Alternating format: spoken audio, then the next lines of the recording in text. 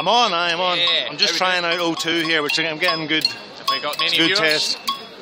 Give them a chance, we've only started. But everyone loves a bit of drumming. There's rhythm for, what is it, rhythm for revolution or something? Resistance. Are you on channel 1, aye? What? Are you on logged in as channel 1? Aye, I'll come off as soon as you're ready.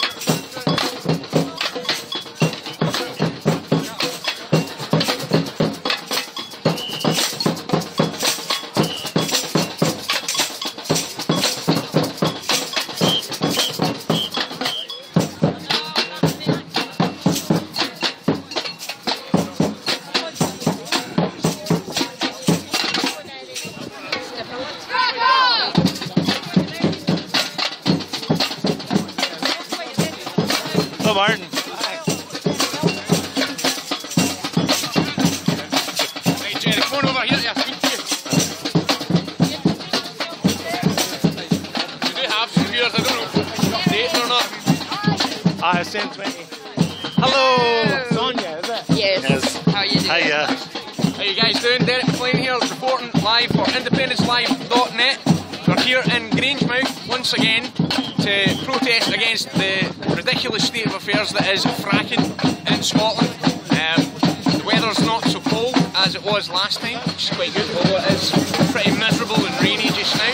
But we're all in good spirits. We have our more drum bands again. I'm starting to love these drum bands, they're absolutely awesome. But yeah, so we'll probably just get started. I don't know, there's a few of us here, there's not that many, but early days yet, man. If you can get in a car, you can jump down.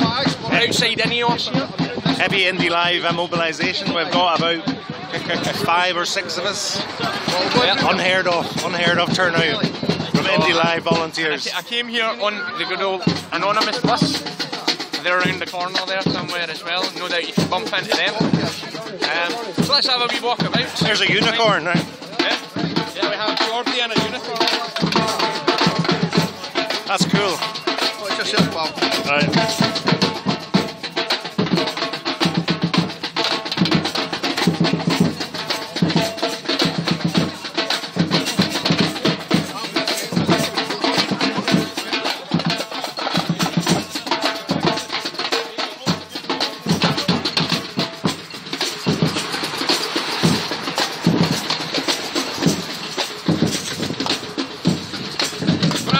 Gas threatens us all. We want fracking banned now. There you have it. Interestingly enough, everyone knows Kev as well, but Kev just came off the phone to me there. He's saying he noticed on Twitter that John McTernan, who's like Jim Murphy's right-hand man and like chief of staff, coming closer to you. Close enough, I feel that you're in my face. I just want to pick up your voice. Yeah, John McTernan apparently has tweeted out, I don't know, I think it's quite an old tweet or whatever, but this is the Chief of Staff for Scottish Labour.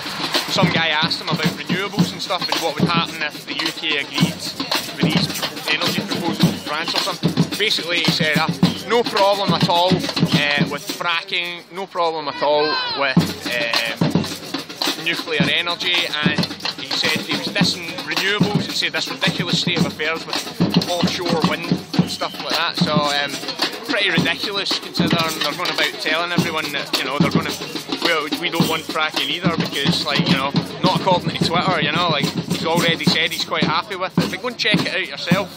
I believe it was. I'm checking it now. It was a tweet from last year, though. I think. All right. Yeah, like they're changing their tune, obviously. Oh, yeah, they're changing their tune. They're on a major media offensive to steal the ground from the SNP because the SNP leadership, let's be honest, are dragging their feet on their own position on fracking. The local MSP will be here today, Angus MacDonald. He put a press release out about, you know, the 6 MPs are going to vote for the amendment for a moratorium on Monday. I think the Labour MPs are going to do that as well. But just as an ordinary voter, I'd quite like to know what the SNP government position is, because they're sort of sitting on the fence. Well, during the referendum, I met Nicola Sturgeon in Motherwell, and fracking was one of the issues that came up. People were concerned about it, but you know, although like these licences have been granted, like you pointed out, that they've got the power to do other things to slow down their ability to actually start fracking here and stuff. So while it's still sort of under control down in Westminster, like, you know, we still have various things that we can do to try and put a stop to it, yeah. But it would be nice to get a definitive answer. It's definitely not going to happen, you know. Give me that, give me this. Right, I'm going to take you over to see this drum band. They're absolutely awesome, man.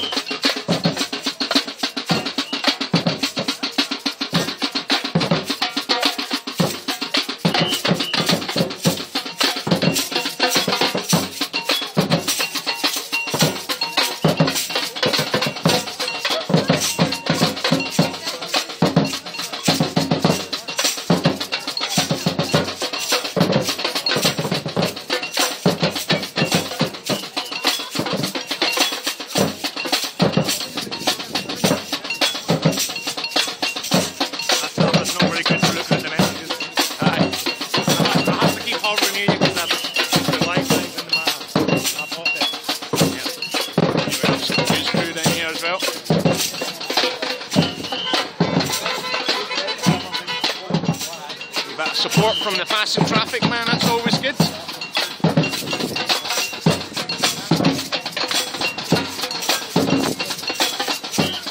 Let's go over and talk to the guys here. Alright guys. How we doing? It's Stu and Irvin. Yes. Callum. I beg your pardon, right. So, what's happening here then? This is just sorry, who are you from? IndependenceLive.net. I'm here from our forth, and you know, it's just a table where people can put for sharing information. So if there's organisations and groups, the company here, people can come pick it up, learn a bit more, make up their own mind, and either for or against. I'm pretty sure once they find out what the information is. I get told earlier you are holding some sort of meeting or something like that.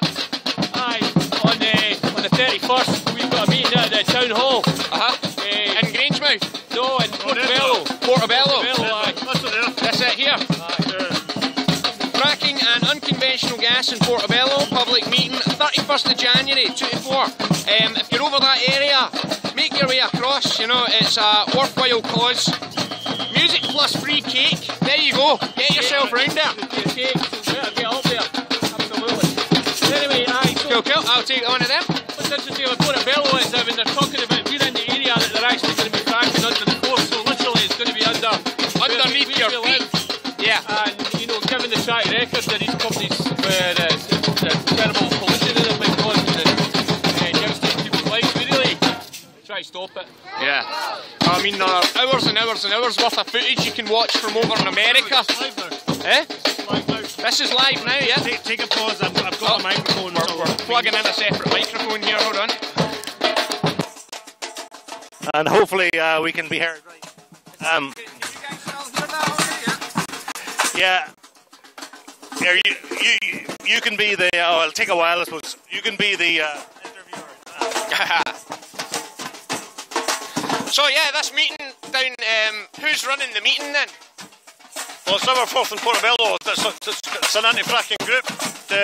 So part of it is about kind of information sharing, letting people know what fracking is, what's taking place across Edinburgh, across the Forth. But also it's the first step towards kind of producing a community charter, which we'll use to identify what people want in Portobello, what they don't want in Portobello, and what the kind of environment they want to live in, the kind of things that they think should be promoted and discouraged. Fracking hopefully being one of them. Excellent. And is there any sort of websites or like Facebook pages or anything you can go to? So www.ourforth.org. There we go. www.ourforth.org. That's it. Our4th.org. Right, get yourself onto that. That's the big public meeting next weekend. Yes, it is. Yep. So. This is it's a new web page that's just been set up, so we're starting to kind of build up kind of information that's on it. Hopefully there's going to be kind of shared and information start following up all the events that we've been involved in. Okay. Could we come along then and live stream it? Why don't you send an email to that? Will do. That'd be brilliant, but the more publicity the better, yeah. There we go. We'll be able to find out live whether you can make it or not, man. If you're round about that area, though, strongly encourage that you go. Find out what's going on. And if not, tune in on independenceLive.net then. Excellent. You can contact us through the webpage. You can contact the contact details are through the webpage. Just send information about can we come along, and you'll get an almost instant response. Does that sound brilliant? That's brilliant. Thanks very much, guys. See you in a bit. Right, okay, let's have another wee walk around here. I'm sure I saw Mr. Geordie MacArthur wearing he had some sort of fracking boiler suit on in it, and he was kicking about in a unicorn head, man. We can talk to YouTube and see. Oh, he's about to start. Yep. Let's go over and talk to Anonymous. These are the guys, as you can see, I've got my wee Anonymous mask on here, but these are the guys that I drove down here with. Got a lift from them. We left from George Square. So here we are with Anonymous. Well, let's see your signs. What have you got? Toxic chemicals, contaminated drinking water, fracking kills. Practically every environmental problem we have can be traced to our addiction to fossil fuels, primarily oil. It's not as bad as the shale gas extraction. As I said, I came up with a crap joke. What do you call sticking a rubber pipe up INEOS boss's ass and feeding them beans and Brussels sprouts? Unconventional gas extraction. Anyway, we don't want any of that. I'm just going to check the microphone's working all right. Keep chatting. Cool. You're taking a picture. Tweet it out there. If you guys can share a link for this, independencelive.net, put it out on Facebook, put it out on Twitter, all the rest. We want to let as many folk know as possible that we're out here and we're standing up against fracking. We don't want it. We know it's bad for the environment. We know it's not going to give us that much. It's only possibly about 40 years worth of gas maximum in exchange for irreversible ecological damage to our environment, our homes, our land. Scotland is one of the most beautiful countries in the world. We may live in the city in Glasgow, but like 5 minutes up the road, you're at Loch Lomond, you're into the Highlands. It's an absolutely beautiful place, and it would be a terrible shame to destroy a beautiful country that we have. So please do what you can, share the link, get it out there, and encourage. The mic is working well. That's good, because it's the first time I've used one of these things. So yeah, it's starting to get a little bit busier here. There's more people turning up. This is good. And there's Josh. Let's go and have a word with Josh. He's always got some very, very good stuff to say. Okay. Josh, how you doing? Well, thank you. Good to see you again. Yeah, it's been a wee while. Possibly it was here last time I saw you. Very possibly, yes. Yeah. What's been happening with yourself recently? Well, we've been doing a lot of stuff on fracking, trying to raise awareness because of all the votes that are coming up on the infrastructure bill tomorrow in Westminster, and because it's election period, trying to get a lot of information out there to make sure that the Scottish Government, when they receive the onshore gas and mineral rights, that they know that they had better not allow fracking in Scotland. We want to just send that as a clear message. I think today's really good timing because tomorrow's vote in Westminster, we want to keep it on the political radar screen so that people know what's going on. So I've got a few things to say about that today, and been talking to a lot of people about it. You've got nothing saying a few words later on then, yeah? Aye, absolutely. You know me. I can't help myself. You're a very good speaker though, you know, you get the point across. I appreciate it. You know, so you're doing a great job. What else have you been up to? Just some stuff around the, you know, the killings that happened in Paris and all that. There's been a real backlash against the Muslim community across the UK, but in Scotland to some extent as well. It's really unfortunate that people are being blamed for the atrocities that happened there, you know. So we've had some vigils and we've had some meetings about that, which has been really good to bring the communities together and to try and call for unity and celebrate our diversity instead of accepting the divisions that are being handed to us by a lot of people with nasty agendas. Yeah, no, that's it. You know, the old divide and conquer, as they say. But yeah, thanks very much. And Josh, we'll film you when you get up to speak then. So thanks very much for your time. Brilliant. We get you in a wee bit, okay? No worries. Cheers. Okay, let's go this way. See what else is happening. As you can see, the place is... Swap over to your normal handheld situation. Are you getting... This would be a good time to switch over. Yeah, well, yeah, that's a good point, actually. Okay, guys, we're going offline for 2 minutes. Don't worry about it. I'm just getting my iPad out of my bag. And... ouch, my ears. Oh. So here, warning, no sacrifice zones, danger. Wee skull, a wee biohazard.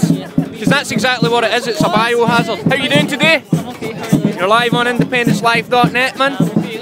So you're here to support the fracking as well then, yeah? Are you going to be speaking today? No, well, I'm speaking on live on I talk too much. But yeah, we'll be filming a few of the folks. I like your badges. Yes, you like my badges? These are Jim Murphy's 8 badges. Yes. If you heard that one, the story about Jim Murphy on the train. No, I had no Yeah, idea. that was me. Okay. No, I'm sorry. What's the story? The story is, like, remember Wings Over Scotland ran an article and said, join Scottish Labour for £1, and then Wings said, there's so little members in Scottish Labour that if we just sent in 10,000 yesers, we could outvote all the bad policies and stuff like that. Yeah. So I actually stupidly joined Scottish Labour, you know. I feel dirty, man, it won't wash off. But Maybe we can make a difference. yeah, but I met Jim Murphy on the train and I told him, he tweeted it out and no one believed him. He's told so many lies that, like, as soon as he tells the truth, it didn't make a difference. I remember that story when I was a kid. It was called the Boy Who Cried Wolf, you know. So yeah, he's taking a bit of a slagging for that, man. But you know. Anyway, right, I'm going to take a wee wander about. And, but very nice speaking to you. I'll catch you in a bit. I'll see you later. More anonymous here. Yep. So as you can see, it's definitely starting to pick up a little bit here. Lots of folk around. How you doing? Dirty, dangerous, destructive, toxic, unsafe. Oh, lo and behold, INEOS. I make my own bedrock. Frack off. Let's see your one. What have we got here? We don't need INEOS to rock the world. Frack off. Brilliant. So definitely getting quite busy here now. If you've got a car, if you live locally, make your way around here. How's it going? How you doing, Jerry? Yeah, just started back up again. We're now up to, we've got about 43 viewers just now, which is good. How's your signal? You're happy with it?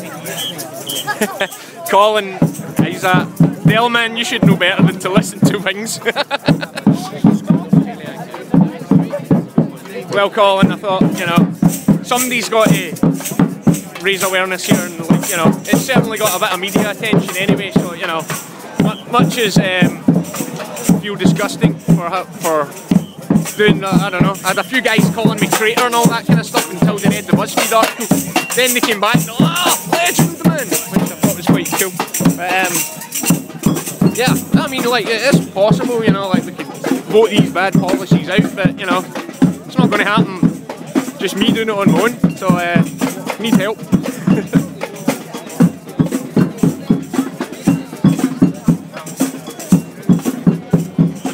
Sticking the banners up, which is good because that'll let all the cars see what's happening here.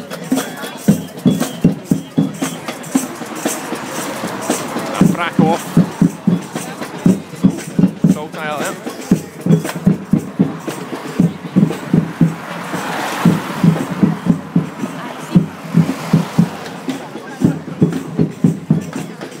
So who's all looking forward to their burn supper tonight? I certainly am. I love my haggis, meeps and tatties. And my mother is a Burns. So that's I'm a half burns. Wonder if I'm related. Who knows? Probably somewhere along the line. Anyway.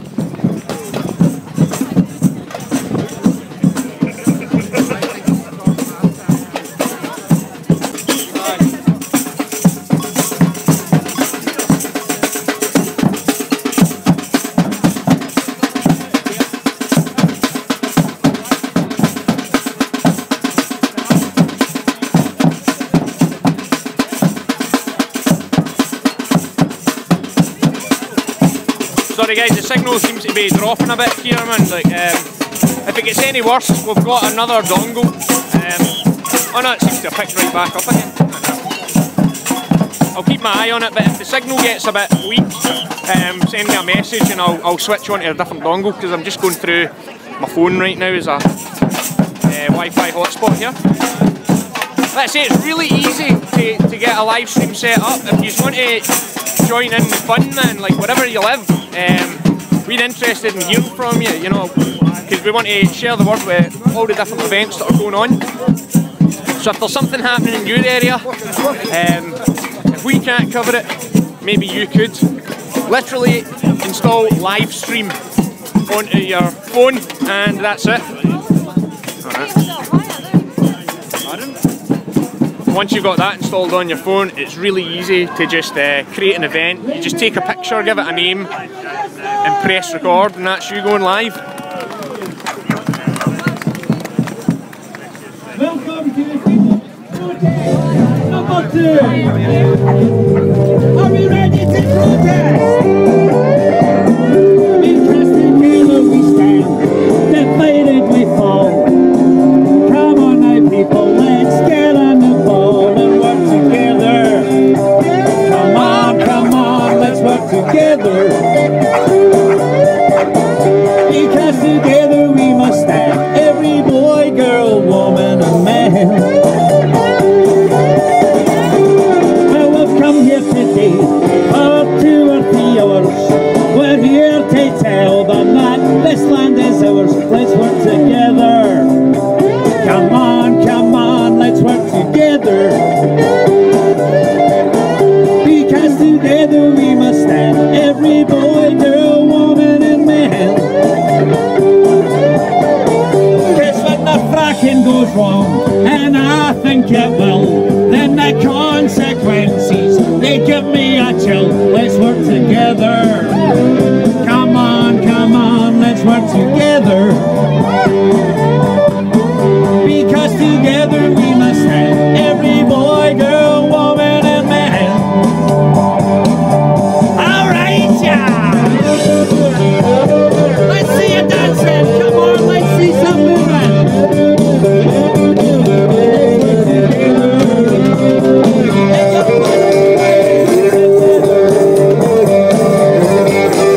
Because together we must stand, every boy, girl, woman and man.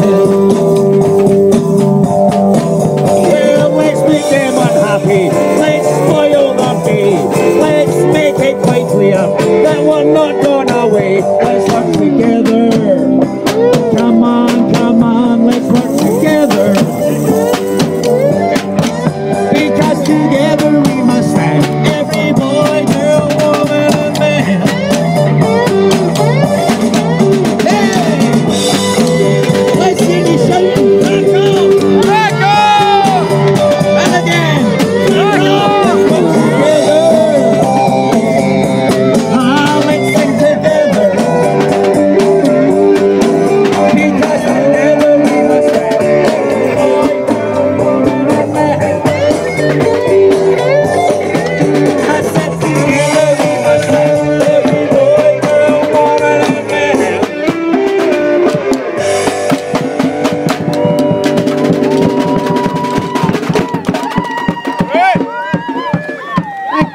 Thank you very much. Ladies and gentlemen, thank you very much for taking the time, coming out. Crap conditions once again, but at least it's no raining. We've got lots of speakers, we've got lots of music. If anybody wants to go up and say something, some of our speakers seem to be a wee bit held up. We've got 2, so we may have some room. If you want, you can let us know. Anyway, the first of our speakers today is a young man from Don't Frack the Briggs. also supplying our PA system today. Let's hear it for them. Thanks to Donald for working it. Ladies and gentlemen, Cameron Bryce. Hi, thank you. Yeah, I'm Cameron Bryce. I'm from the Don't Frack the Bryce campaign. You may remember the last protest if you were here. My friend Owen told you about the public event that we had in Bishopbriggs Academy where Tom Pickering, the Director of Operations for INEOS, was nice enough to come along. What he had to say really was, he came along and told us about how they had no real plans, no concrete plans to start fracking or anything like that in the area. However, I think it was the following day he came out and told us, INEOS came out and told us that they had plans for investing 640 million into the area and surrounding areas. So I don't really see how that was feasible, but anyway.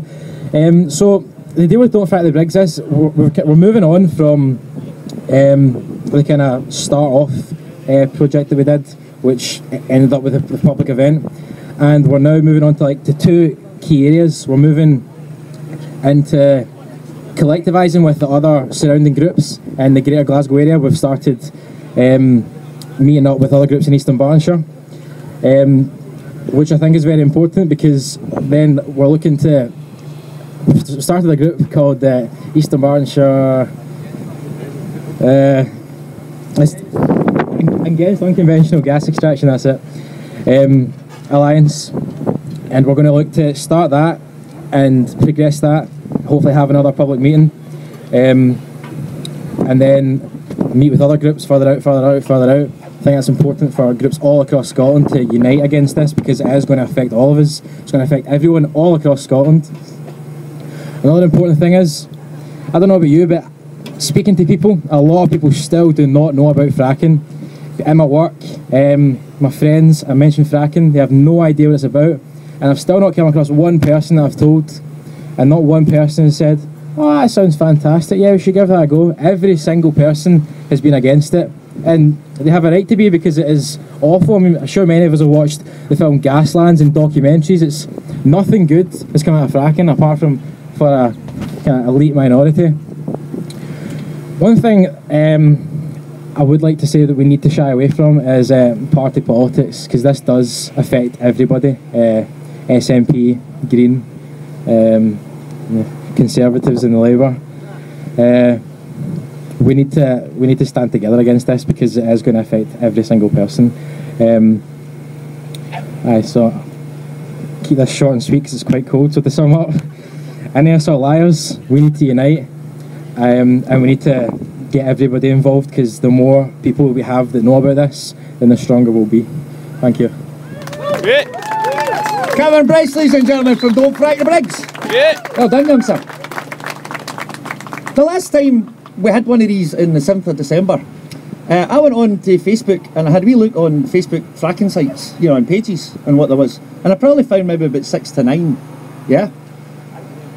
The promotional video we did here, I was going to sort of promote it, and I thought, right, I'll do the same thing. Guess how many there are now? I don't know, because there's even more and more and more. Right? We started off, it was a wee thing. It wasn't, you know, there was people involved, people realised it was. But this is a grassroots thing. People are coming on again. Yeah? And people are seeing what it is. I went onto Facebook and had a wee look. Clydebank anti-frack. Is there anybody here for that? Actually, Derek, we've got Independence Livestream with us here today, ladies and gentlemen. www.indielive.com. IndependenceLive.net. IndependenceLive.net. Sorry, thank you, Derek. Welcome to all the folk at home. How are you doing? Let's hear you. Nah, all the folk at home. Hello, folks. I can't hear them either, so we'll just need to shout for them. So, basically, say hello to all the folks that are outside listening and doing their stuff on social media. Say hello, people! These are the folks that are brave, hardy souls that have turned up here. But basically, there might be people on IndependenceLive.net. Do you have your chat bit going on? I do indeed, yeah. Right, so if there's MD from Clydebank Anti-Frack. This is my list that was getting on to. Frack off West Lothian. Scotland against fracking. Ayrshire against fracking. Midlothian against fracking. Fracking ban Scotland. Scots reunite against fracking. Scotland anti-fracking group. Anti-fracking Scotland protest hub. Fracking nightmare. Frack Off Scotland, United Against Fracking, Anti-Fracking Network, Stop Fracking Scotland, Business Against Fracking, Fracking Community Scotland, Frack Off Glasgow. I don't actually mean that, Glasgow, I actually love yous, I don't mean that. It says, watch where you're naming things, because when somebody reads it out. Farmers Against Fracking, which I can understand. We've got Dunbar Anti-Fracking Team, who are known as Daft. Oh, is that no brilliant? Anti-Fracking Liverpool, and there's people from Wales, North East Wales, Sturton District. So you see what I mean? This is growing. This is going national. This is going global. They've stopped fracking in America. Well, in New York they've got a moratorium. Germany's not having it. So let's keep this going. Get on your social media. All you people out there, get tweeting. Start a Twitter storm. Hashtag Frack Off INEOS. Yep, that'll do. That'll do, man. Right, and get it going. If anyone on the internet wants to have any questions of any of your speakers today, or want to say anything, let us know. We'll get somebody to note them down, and we'll get it mentioned. They're all shouting hello right now. Hello! Shout hello back, folks! Jim Ratcliffe, are you there? Are you watching, Jim? What do you want to say to Jim? Frack off! Yeah, bugger. Anyway, I heard earlier on, I mean, this is a pan-political thing. We need all the political parties to stand together on this. This is something that everyone can unite against. Okay? And from the Green Party and MSP, Alison Johnson!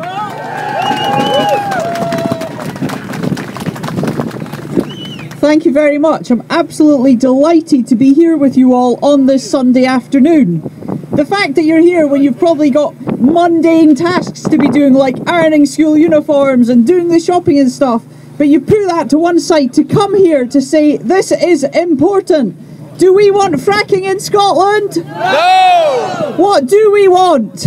We want clean, green energy. We already have 11,000 more people working in renewables. We don't need this and we don't want it. What's our message? We don't need it. We don't want it. I have been working tirelessly with my Green colleague Patrick Harvey in the Parliament to get your message across. We're in no doubt at all. Our inboxes are bulging with hundreds and hundreds of messages from people across Scotland saying, please don't do this. Don't let this happen in our local communities. This is a potentially very dangerous technology. I've asked John Swinney, is this a safe technology? And he said, you know, we can put regulation in place. It won't make any difference. We've already burnt enough fossil fuel. We don't need any more. We have to protect our communities. This can impact on our water. This can impact on our children's health. Last year, I led a debate in the Parliament where I asked every other political party to support a ban. The support wasn't there. I have a motion in Parliament at the moment asking MSPs to support a ban. Now, very slowly, and with your help, I think we're beginning to see some change. The penny is beginning to drop. And it's not just down to parliamentarians. We need your voices. We need you to come out week after week. Let's have a demo like this down at Holyrood, but let's make sure that those in power are in no doubt that Scotland doesn't need this technology and it doesn't want it. The people of Australia successfully campaigned. They had a locked gate policy. They stood firm in their communities. They made sure their elected representatives understood the strength of feeling, and they sent DART out of Australia. Now, we're contending with them, but we can win this campaign. You will have seen some shift, some political shift. There's going to be an amendment will be debated in Westminster tomorrow for a moratorium. Everyone, apart from the Conservatives, wants to see a ban in the meantime on this technology. I want to see a ban forever on this technology. Yeah. But we do need to work together. If there's anything you can do, please keep doing it. The fact that you're here today is absolutely fantastic. Please contact your MSP. Ask them to support the motion in my name calling for a ban. I don't want this to be party political. Keeping Scotland safe and green and clean shouldn't be about party politics. It's plain common sense. You know, we want our children to grow up in a healthy and safe environment. If we're investing in this dirty, damaging technology, we're taking money, we're taking clever people, we're taking engineers away from renewables, where we have a skills shortage. It doesn't make any sense. We want Scotland to meet its climate change targets. We want Scotland to show that it really cares about the population. This isn't about making money for a big corporation. There's another big difference between renewables and between unconventional gas. Communities can benefit from renewables. We've seen it happen. In Denmark, for example, 85% of renewables are owned by the people. They benefit in cash terms. You're not going to see anybody offering you shares in unconventional gas anytime soon. And would you even want them? So my message really is, you know the score here, you know that this is an unsafe, potentially dangerous and very damaging technology. I've proposed a ban in Parliament, didn't get through. On the Energy Committee, I asked colleagues to support a 2-kilometre buffer zone between communities, and shale gas and unconventional gas extraction wasn't supported, although that was closer, and I do believe your voices are being heard. That's why we're seeing this political shift. So I'm going to finish off there. Keep up the good work, because we can do this. We don't want it, we don't need it, and we can win this battle. Thank you. Yeah! Alison Johnson, ladies and gentlemen. Well done, Alison. Just picking up there, ladies and gentlemen. This morning before I come away, my local MP is Thomas Docherty, who's a Labour guy, and I don't know whether he's for fracking or not. But guess what? I sent him an email this morning, and you too. Everybody here can actually send emails to your MPs, your MSPs, your councillors. www.writetothem.com will bring you to a page, put in your postcode, yeah, and I'll give you a list of everybody who's there. Send them an email. Are you for fracking? Are you against it? We want to know about this, because these people are representing us in the constituencies. If they don't get back to you, send another email. Send another email. Go to their door and hassle them. Let's get this on the agenda before the general election in May. We've got 3 months, ladies and gentlemen, to make the MPs do what we want them to do. And what do we want them to do? We want them to ban fracking. Alright? From the SSP, Gary McClements, please. There you go, guys. Get on to writetothem.com. You guys are sitting at your computers just now. I'd just like to thank everybody for coming again. This has been another great turnout. I mean, look at the weather and everybody's here again, and great numbers. It's absolutely fantastic. I'd like to say right away that it would be great if all the political parties in this country can unite behind Alison's motion and can all support her and support the motion she's putting forward to put an end to this fracking. I mean, the division amongst political parties and trying to play one off against the other, like we've seen yesterday with the Labour Party, I think it's just about time that the political parties unite together and actually make a difference, do what's right for the people, rather than just doing what's right for businesses and for money. Because that's simply what all fracking's for, is to make the big businessmen like Jim Ratcliffe more money. That's all it's about.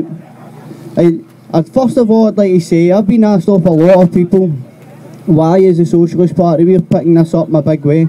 And I would like to, simply it's because we've been doing stalls, for instance, in Clackmannanshire as the SSP, to get our council to ban fracking in Clackmannanshire before it even comes there. And you get people coming up to our stall every day, oh, I'm going to lose 70% in the price of my property. I mean, this is going to be terrible for I'm not going to be able to sell my house. I can't get insurance on my house because of this fracking.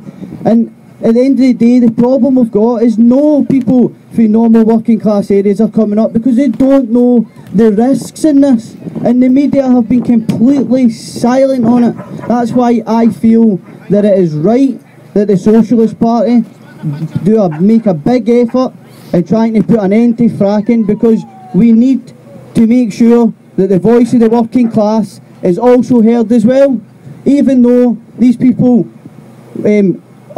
aren't showing much interest in it, because there is nothing there in the media showing them what this can actually do to their lives.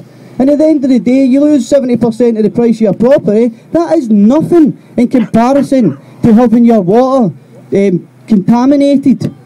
I mean, what are we going to do when the water's contaminated? What are we going to drink? It's unbelievable they're even considering this. I'd like to say right away though, it would be amazing if the SNP can come forward and actually come out whether they're for or against. As we know what's going on now, and it's time they actually made their decision and came out, and I believe that they will, because it's the right thing to do, and I would like to show support that and hope that the SNP will do this. And again, I say again, I believe that they will, because they are doing what's right for the people of Scotland and not just what's good for Jim Ratcliffe and his cronies. I'd also like to touch on what I said about Jim Murphy. I welcome the fact that the Labour Party is going to go against fracking, but I'm also a wee bit cynical about his motives. I mean, it seems to be there's been plenty of votes in Westminster to, like for instance, the one a week after the last protest we had here, we actually had the local Labour MP here saying that, oh, any votes against fracking, I'll be right against it. And that's very weak. He abstained in a vote that was going to stop, that was going to allow people to object to fracking happening under their homes, and not just individuals but communities objecting to it happening under their homes. This man told us that day that he was going to vote against that, and he abstained, and now we're hearing that the Labour Party are now saying, oh, we're going to go against fracking. Well, they should have been going against fracking all along when they had the opportunity to vote against it in Westminster. I mean, I said it the last time, and I want to say it again. The biggest problem we have in this country is the fact that our energy sector is controlled by the private companies rather than the people. These are our resources. We should own these resources, and we should also be the people who distribute these resources. And until we have a country that is in charge of its energy sector, we will not be able to meet the challenges of the future. And the idea that going to frack is going to make a big difference to the energy crises that are facing us is absolutely ludicrous. I mean, they say that if they bring fracking it's going to bring jobs. It'll not bring jobs, because these are high skilled jobs that there's people already highly skilled in this workforce. They will just bring people from who have already done this kind of work into this country, and if there is any jobs going, it'll be very minuscule. Then you've also got the idea that they'll tell you that it'll bring down your energy prices. It'll not bring down your energy prices. We've just went and seen the price of a barrel of oil completely tumble, but yeah, the energy companies are only coming out and giving us at the very most a 5.1% decrease on our on what we pay for energy. Solidarity for our brothers and sisters in Greece today, and I hope that they can vote in the first radical left government in the European continent since World War II. Come on, Syriza! Well said there, well said. Clements, ladies and gentlemen! Kev, as you'll have noticed, the stream just cut off for a second there, so we'll probably get the first part there. There's a man here standing talking to himself, that's what it looks like. But how many people are you actually talking to, Derek? I've got about 60 people watching just 60 now. 60 people! Yeah. There you go, our numbers have been swelled by 60 people. Get on your mobile phones, get your friends, tell them to have a look. www.independencelive.net. Yeah, and get on there and get this tweeting, just get it on social media. Yes! The last time we were here, ladies and gentlemen, a lot of you didn't get to hear this band set because you had to go away on the buses. They're absolutely fantastic. We've got them up early this time so you can all hear them. Ladies and gentlemen, Autograph Asylum. Let's hear it. Yeah. Thanks very much, folk. Thanks for having us. Thanks for Moira for asking us back again. We're the musical interlude, and this one's called Credit Card. Okay, I'm going to come back a bit here because it's going to be loud. Yeah. They're very good though.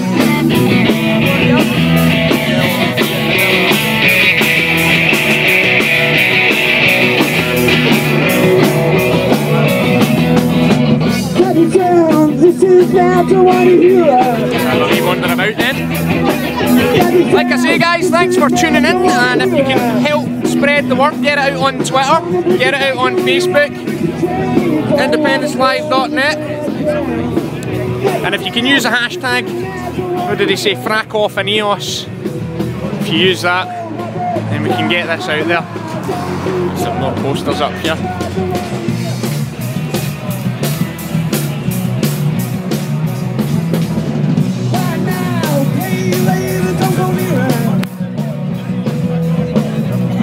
Got to select the best banner. How's things, Jordan? I'm alright, how are you, Derek? Nah, not too bad. Yeah, what have you been up to recently then? I've not been well. I started a new job and then I was off for about a week with the flu. Alright, right. I'm alright, yeah. So have you been to any other events recently or anything like that? No, just been keeping just here last time, yeah? Keeping in out of the weather. Ah, well, that's it. I missed the last one here. I wasn't well and I missed the last one in December. So were you not here? No. Mind you, I turned up late, so I wasn't sure. I was determined I wasn't going to miss this one. Yeah.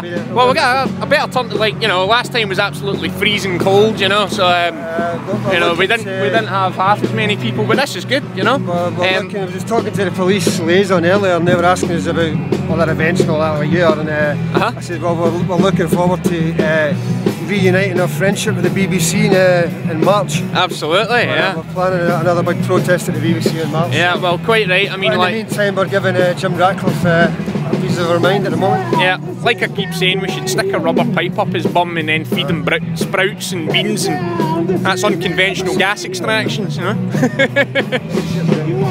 I need to select the best banner. Yeah. I'm liking this one. I like that one as well, yeah. Let's have a look at it.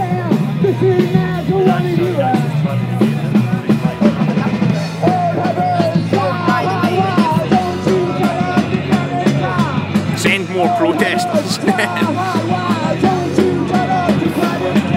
Let's protect Scotland.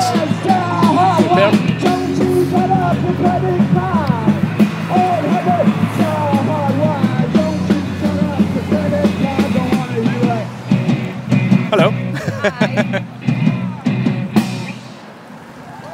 Thanks very much. You drummer guys were going to come up and play with us. That's what you said. How we doing, man? Not you too got bad. a wee minute on the camera here, man, so how's yourself anyway? Doing not too bad, a wee bit frantic at the moment. Yeah, well, this is what happens, man. One order's been thrown out the window. Oh, right, okay. Yeah. Who've we got appearing on then? Who've we got yet to speak? Well, after Autograph Asylum, we've got Dr. Richard Dixon. Right. Who's he? He's from Friends of Earth. Ah, right, okay. Yeah. Friends of Earth. Of course, yeah. It's like rubbing shoulders with all these people that are, you know, it's like... Who else we got? Then we've got Anonymous. Anonymous are getting up, doing a bit. Yeah, good. I've got my mask here. Yeah, we've got Paddy Hogg, the SNP councillor. And he's going to do a wee Burns thing, hopefully. Alright, I forgot to mention. Well, I'm half Burns. My mother was a Burns, so, you know, I'm looking forward to my dinner tonight. I'll not ask what you're having. No, I don't think there's much need. No. But as well, we've got Josh Brown. Josh Brown, of course, yeah. And Professor John Robertson, of course. Oh, it's John Robertson here? John Robertson's appeared. Fantastic, yeah. I'll need to find John on earlier on. Again, this is going to need a bit more on. Yeah, I'll need to find him and get a wee word with him later on then. But yeah, and recently we've got Samba bands coming out for ears. We're waiting for Blockle Party. Oh, Blockle Party are coming again? And I've just heard the BBC are sending a camera in about 15 minutes. Oh, really? Yes. BBC are coming? BBC apparently. Oh, I'd like to get a word with them. Yeah, obviously they're not going to come in. They're not going to come and speak to me. No, they're There's not. That swine with the iPad. But basically, they're just going to film us. Sort of thing, yeah. Well, we'll see what they report, you know.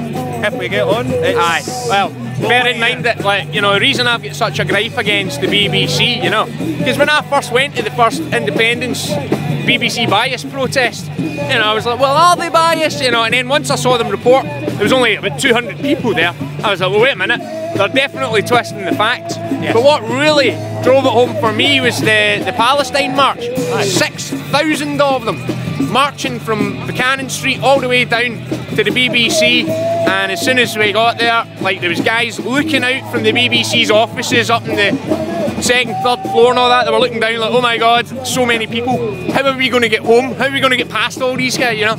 And not one thing get reported at all. 6,000 of them outside the BBC's premises and not one word of it. Do you know so I've no doubt in my mind that they're incredibly biased, and you know, and I'm fighting against that. That's the one thing that really annoyed me in this whole referendum and beyond, you know. Things, right, if I could butt in with the BBC, we've all been filmed with propaganda, right, and stuff. We've had it for years and years and years, and we didn't really know about it, we didn't really care, you know, because it was, I mean, Roger Waters, I remember the song, Who Holds the Aces, the East or the West, and we were part of the West. It was like Cowboys and Indians, you know what I mean? And we all just took it all in. Social media, I think, has just been one of the most brilliant things, and that's why I love you guys, right? And that's why with YouTube and all, that's what we're trying to do. Facebook, a lot, and it's like the BBC can't be biased anymore because there's so many other reports coming out, so they are under so much pressure. Yeah, right? Yeah, they're getting dragged into line. Exactly, and if we stop paying them the money, just watch everything on iPlayer if you really want to, but go watch something else. In fact, don't sit in front of your telly. Get out and pay some. Come to protests like this. That's it. Make it matter. Can I ask? I saw on the draft agenda you're looking for comments from the viewers at home. Yes. What sort of things are you looking for? Because obviously, not only going to be asking questions, it's not that sort of meeting, but if you just make an appeal, ask them what they want. Or yes, what if anybody's got any questions, if there's anything you don't know about, we've got Professor John Roberts. We've got what do you call him, Dr. Richard Dixon. We've got academics, we've got people that can answer questions. And if no, we'll be asking a question. Well, okay, is there anybody out there who does? That's what social media is about. It's not a question of, oh, can we do it now? Yes, we can do it just now. Somebody get on, I don't want to say that word that starts with G because I don't want to give them. IX Quick, they're a good search engine, right? I would use them, and they're actually safe. But do that sort of thing and get the information. If you're looking for a private, anonymous search engine, duckduckgo.com. Are you getting sponsored by them? No, but they're very, you know, they're into your personal privacy. They don't store any of the search results. That's what I like about IX Quick. They're the same. It's the same idea. Yeah. So that's the thing we need to do. The information's there, folk.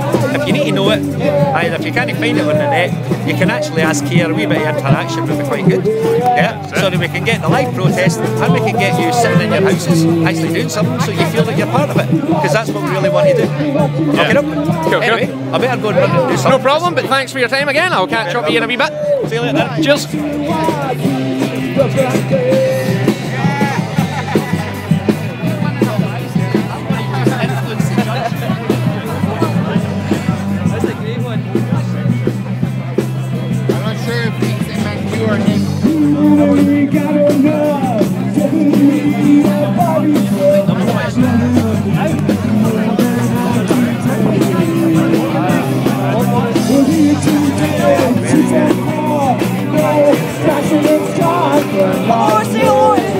How you doing? Hello David in Spain, how are you doing? I miss you, I'll come and annoy you in a couple of months.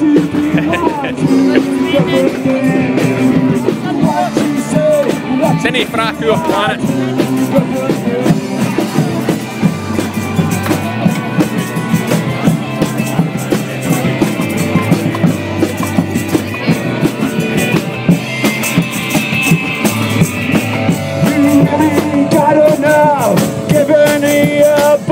Well, that's nothing more than I deserve. You make me sweat, you make me sad, you make me feel like I'm a suspect. I put my baby. What you say, what you do, I do different things. What you say, what you do, I do different things. What you say, what you do, I do different things. What you say, what you do, I do different things. How's it going? Not too bad, not too bad. How's you? I'm alright, last time I seen you and it was Rick. Right, you have to go to heavy beat this time. It's called Somebody Say. All these songs are kind of political, aren't they?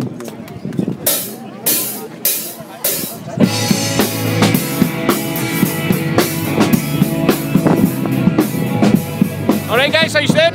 Okay. Who you here with? With Mark. Say again? With Mark. I can't do it, man. Alright, okay. bit too loud over here. I'm going to move across, man. Right, that one. Wrong move. That's actually a website, isn't it? Aye. I think I went onto that one before. See if you go on to look up Wrong Move on the internet using the search engine of your choice then, right? If you go to Wrong Move and you put your postcode in, it'll tell you whether your area is up for fracking or not. So you can double check. Just go to Wrong Move. It might be .co.uk, might be .com, but just go there just now, open a new tab, put in Wrong Move, put your postcode in, and you'll find out whether your home is at risk or not, you know? And if it is, I suggest you do something about it. First thing you can do is just tweet out the link to this protest to get the word out there. Definitely a lot of people here compared to last time, so the word is definitely getting out there.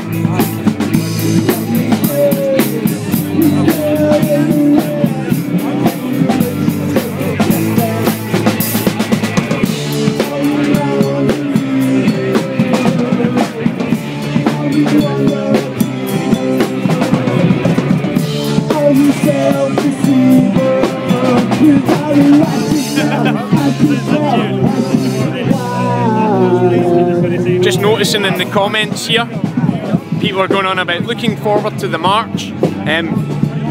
Just as a little aside here, I'd like to point out the difference between a march and a protest, or indeed a rally.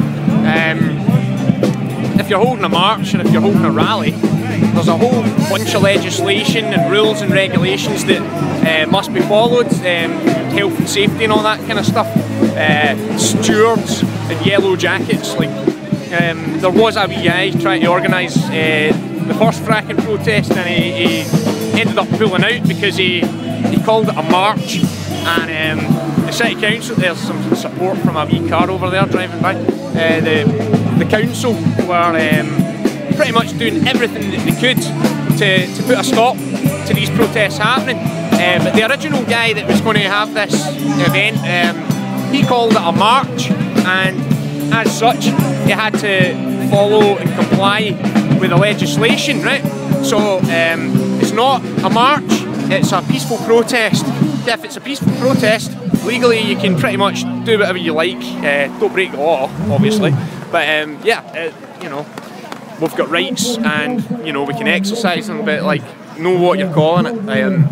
Again, people were going on about Tommy Sheridan, about his rally that he held in George Square, the Hope Over Fear. Now, regardless of your views on Tommy Sheridan, I happen to think he's quite a nice guy. I've met him now and spoke to him a couple of times.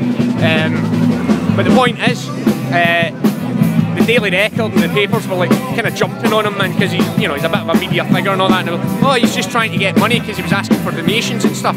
The reason for that is because when you call it a rally, he had to like hire like the space, you know, like we all met together in George Square night of the referendum and all that. That was just us turning up and doing our thing, right? But when you actually call it a rally, you know, we had to pay for George Square, had to pay for all the fencing, security, etc. So these things cost money, and that's why every one of these things that we've organised, it's been called a peaceful protest, because when it is a peaceful protest, all you need to do is notify them that you're going to be here, and that's it. As long as you don't break the law or anything, then you know there's pretty much not a lot they can do about it. So yeah, I'm looking forward to going back to the BBC as well, and I hope some of you guys will come along as well, show some support. Not quite as far as Grangemouth if you're living in Glasgow. So yeah, I recommend coming along, man. It'd be good to stick it to them once more, man. They're covering up of stuff like, you know, like misreporting things, etc. You know, I don't need to explain because I'm constantly going on about it. Jordy's asking me to come over this way. Saying these guys are building a drilling rig. Oh, these guys are building what? A drilling rig. Oh, Christ, we've got our own drilling rig. Let's go and speak to them.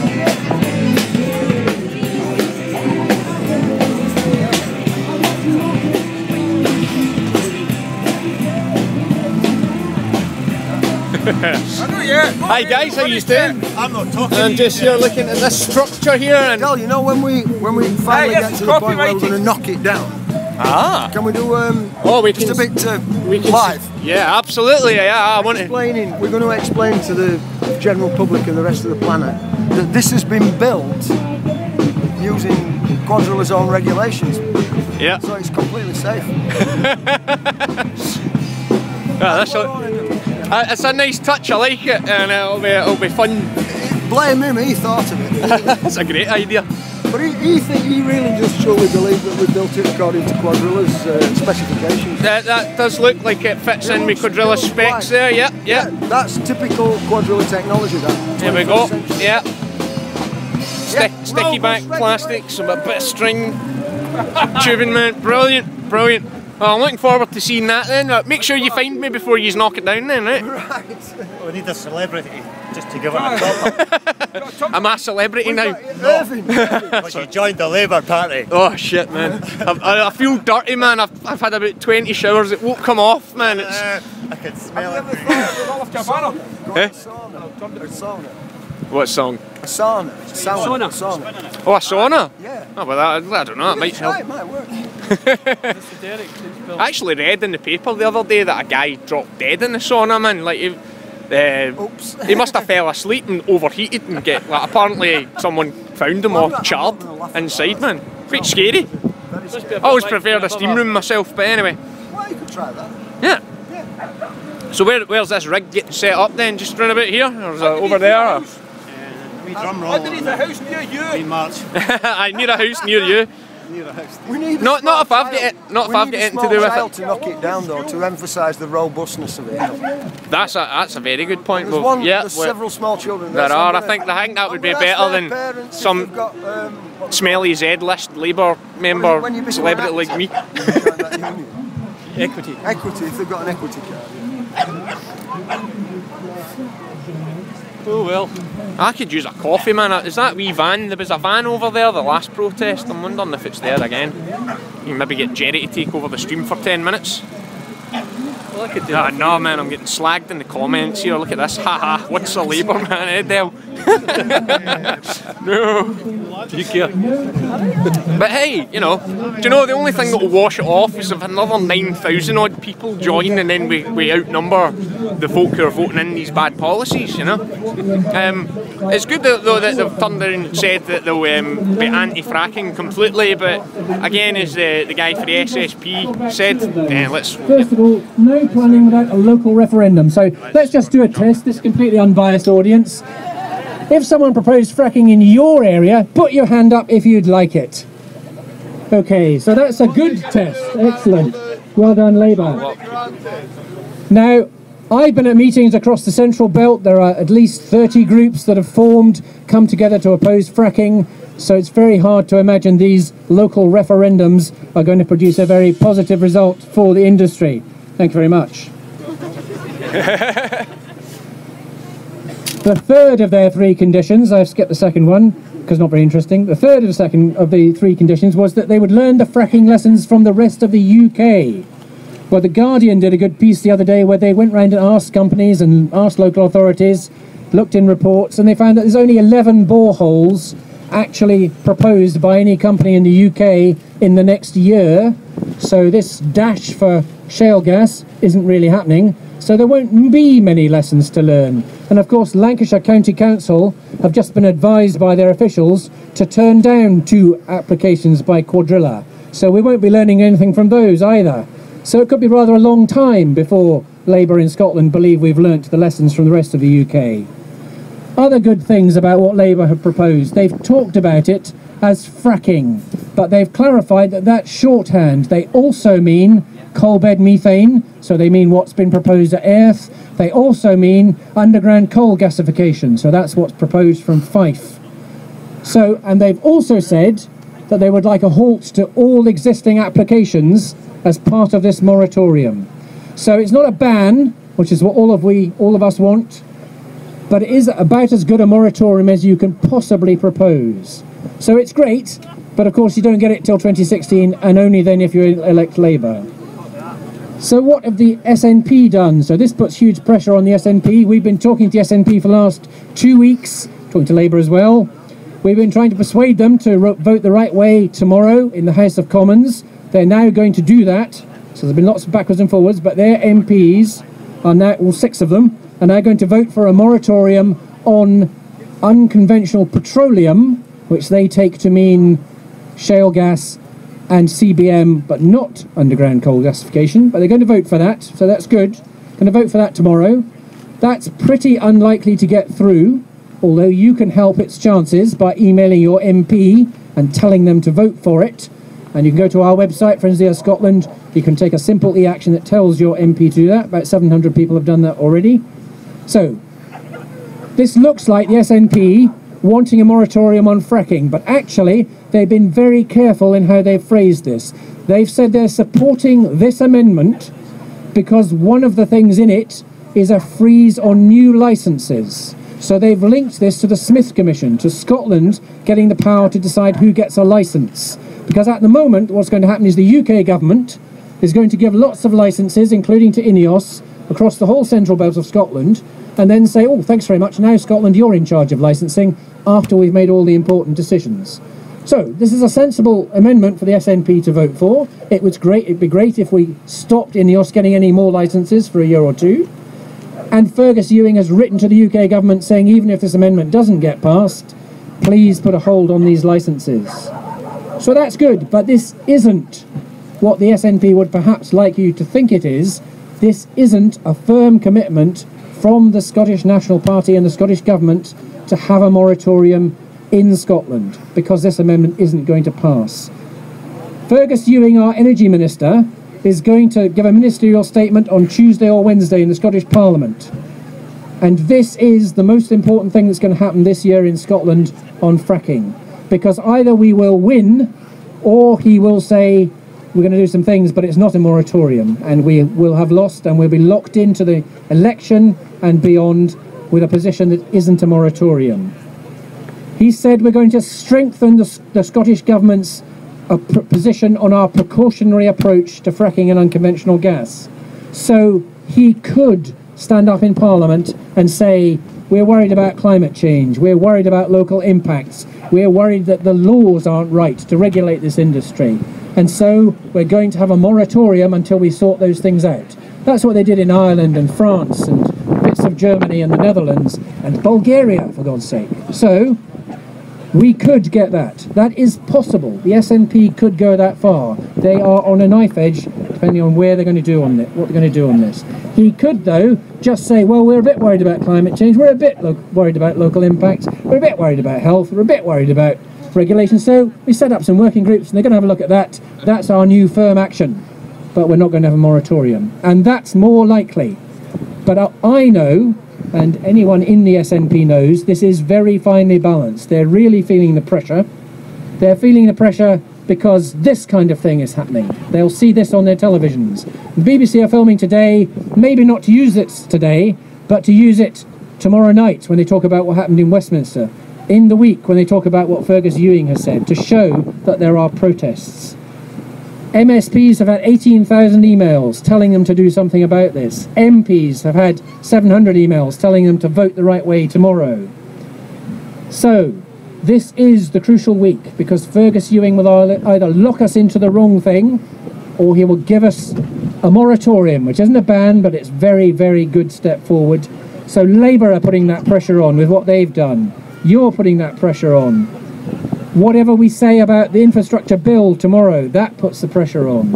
But if you can get to SNP, politicians, elected representatives, just people who are members of the party, any time in the next few days, to get that message to Nicola Sturgeon, John Swinney and Fergus Ewing that we expect them to go one better than Labour, to give us a moratorium at least, this is the time to do that. Anything you can do in the next 3 or 4 days means we might win it. And why do we need to win it? Because if we win it at this level, it's dead for 2 years and it's possibly dead forever. In New York State, they had a moratorium for 2 years while they looked at the health evidence. When that came back, they said, fuck that, we're banning it. That's what we want.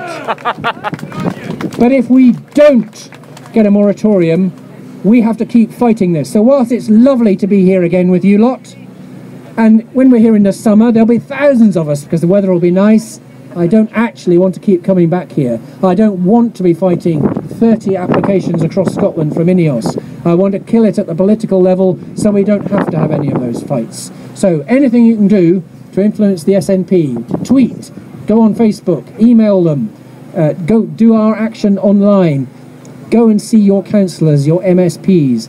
We can really influence this and we can win this week. Thank you. Yeah! Dr. Richard Dixon! Thank you, the friends are there. Oh, at least the rain's off. How you doing? You feeling alright? Yeah. Excellent. Seen some wonderful banners out there. We're getting the speakers to sign them all. So keep them flying. Okay? Our next speakers, ladies and gentlemen. I don't know who they are, because they are anonymous!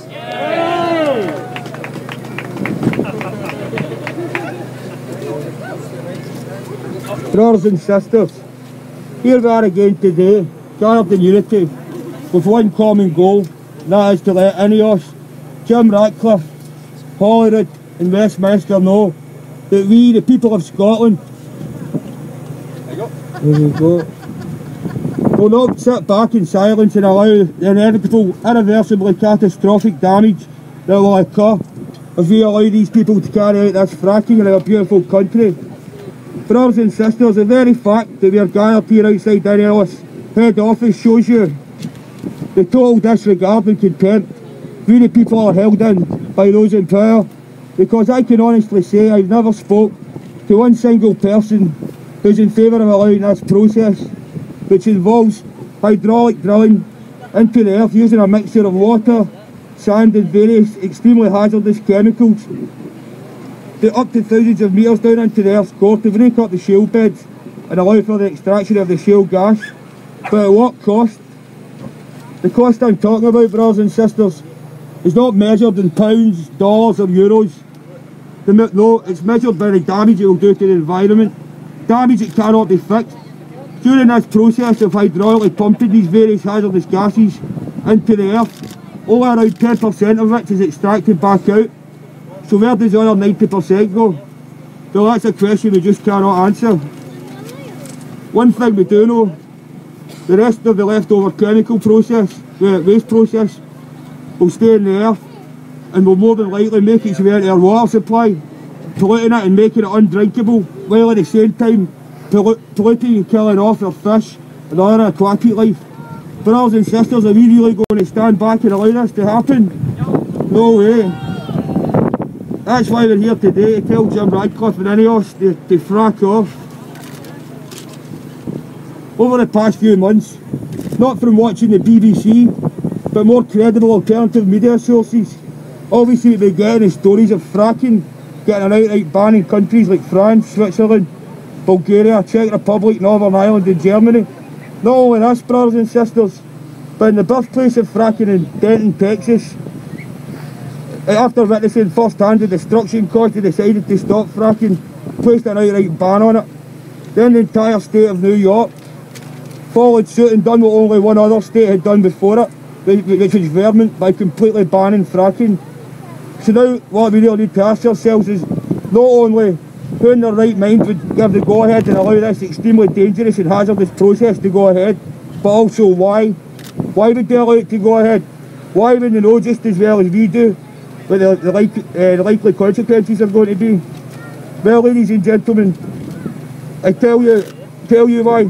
It's because the government, big business and corporations, rather alarmingly, seem to have merged into one. The amount of MPs and government ministers that are making financial gain from policies that they have a direct involvement with is scary. When you look into the amount of them employed in various different positions, from non-executive directors to consultants with these big businesses and corporations, some of them have been paid millions of pounds each year. Well, it really does open your eyes to what's going on here. Then when it comes to INEOS and Jim Ratcliffe, I'm sure we can all remember how only a few years ago, Jim Ratcliffe, a billionaire who lives in Switzerland to avoid paying taxes, tried to hold not only the whole community of Grangemouth but the whole of Scotland to ransom by threatening to close the Grangemouth petrochemical plant, the very one we stand before today. And what was the outcome? He was bailed out by his friend, the Prime Minister, David Cameron, who gave him £134 million That's £134 million of taxpayers' money to bail out a billionaire who pays no tax in this country at all whatsoever. So quite clearly, brothers and sisters, the government, big business and corporations being so closely linked and intertwined together does not work. How can it be possible for people with such vested interests to make the correct decisions? Say, well, brothers and sisters, it's now reached a stage where tomorrow there's going to be a vote in Westminster to see if fracking should go ahead. Scottish MPs ultimately can vote to stop this happening in Scotland. So what we would like to tell all Scottish MPs to remember is, on Monday, we the people of Scotland are sending out a loud and clear message: frack off. We are Monus, we are Legion, we do not forgive, we do not forget. Expect us, INEOS.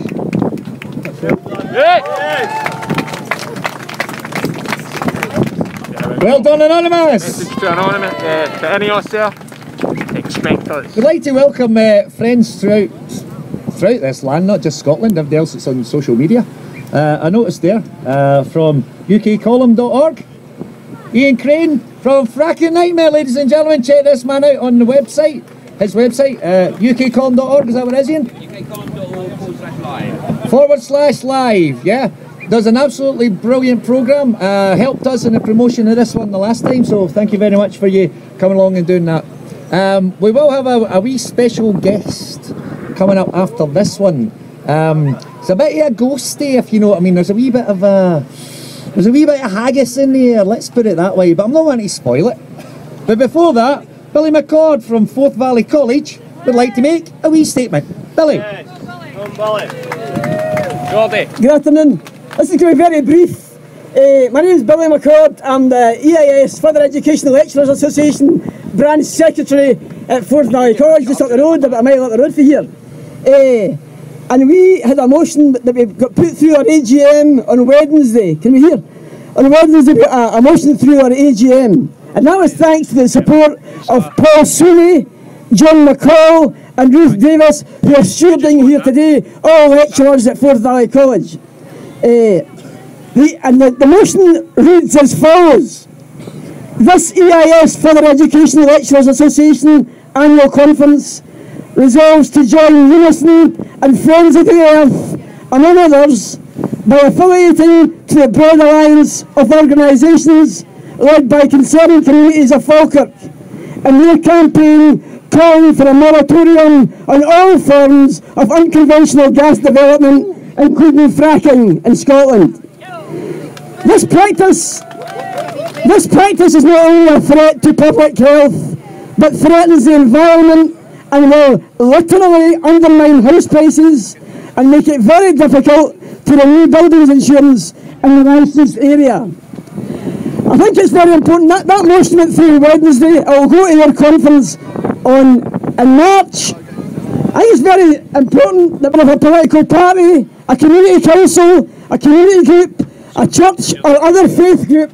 I would ask you to encourage them also to get a motion and to affiliate to the broad alliance of groups so that we can join all these disparate groups across the country and we can make our voice heard. Let's build this movement and let our voice be heard. Thanks very much. Well said, Billy McCord. Thank you, sir. Yeah, whatever you can do, ladies and gentlemen, as we know, it's one of the most important things, because basically we live on this planet, we drink the water, yeah? I mean, some of us have got bought houses, if they put stuff down there, the value goes down, so yeah, I mean, it's worthwhile. Get out there, don't stop until we get this stopped. Anyway, has anybody ever heard of Robbie Burns? Yeah, I think he was some sort of poet, I mean, yonks and yonks ago and all that. I think he was a wee bit famous and wrote some famous songs and all that. We're privileged today to have Burns' biographer with us. Ladies and gentlemen, Barry Hogg! Thanks, John. Right, could I just say thank you to everybody coming out here in this cold weather. For those of you that were here at the last one, it was even more bitter. So the weather's getting nicer, we're growing more and more, and I know hundreds of people, and literally hundreds, possibly thousands, that would like to be here with us and who support us, because there are groups all over Scotland. I know we've got friends from England coming up to support us too, so a huge round of applause for them. Cheers. Right. It's Burns' day today, isn't it? Somebody said of him he was nature's own beloved bard. I'll tell you, Burns was the political poet par excellence. He didn't just speak from the heart about humanity, he spoke about corrupt politicians because he hated them. Now if you take a bribe, if you pay a leading politician £500,000, I'm talking about Lord Brown here, and you pay the Tory party £500,000 to push fracking, I think we call that corruption in Scotland, don't we? Yeah. And if anybody in our Parliament in Scotland was to have taken that sort of money, we wouldn't just be calling it corrupt, we'd be calling it for their heads, would we not? Right. So why should we have one standard in our country here and another standard down there? What I'm going to do is give you a piece of poetry in the style of Tam O'Shanter, so just bear with me. It is about fracking. And it's called Standing in the Breach. When activists tack to the street and activists at Grangemouth meet, as January days are wearing late, we bring our rally to this gate. Our expose on Tory lies, to stake their plans as unwise. They say cheap gas and jobs for all, like manna for the heavens fall. It's a fact Lord Brown has paid them wheel, flat out for shale and all that spiel. 500 grand's a bribe, corrupt. We're here to protest, not disrupt. Let's examine the evidence to see if what they say makes sense. There's plenty of experts on the inside, so are they taking us for a ride? Are geologic surveys done?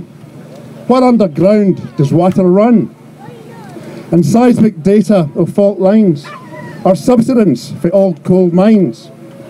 Are these risk factors arrayed when risk assessments, judgments made? No! This data isn't gathered. Science runs a war untethered. Can this absence of evidence isn't evidence of absence? So, when evidence yon experts shun, you can't regulate below the grun. Now let's examine drilling wells to see what myths the facts dispels.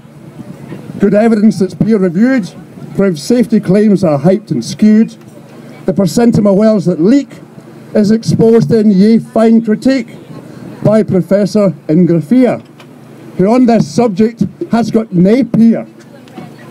Fools talk o' well integrity, but wells leak where we canna see. Disturb its source, up it comes, like smoke out of your reeking lungs. Methane gas is invisible, toxic to it can burn or kill. Through complex geologic ways and aquifers it finds you space. Drill horizontal through coal seams, it's taking risk to extremes. With Murray old coal mines unlisted, CBM must be resisted. With risk you can't be blasé, a sinkhole in a motorway, or water everywhere, but no a drop to drink or spare. So gas will leak where no one knows, because water flows where water goes. So to fracking fluids, it's quite long this poem, to fracking fluids now turn your E, and in the toxic mix you'll see a wheen o' known carcinogens.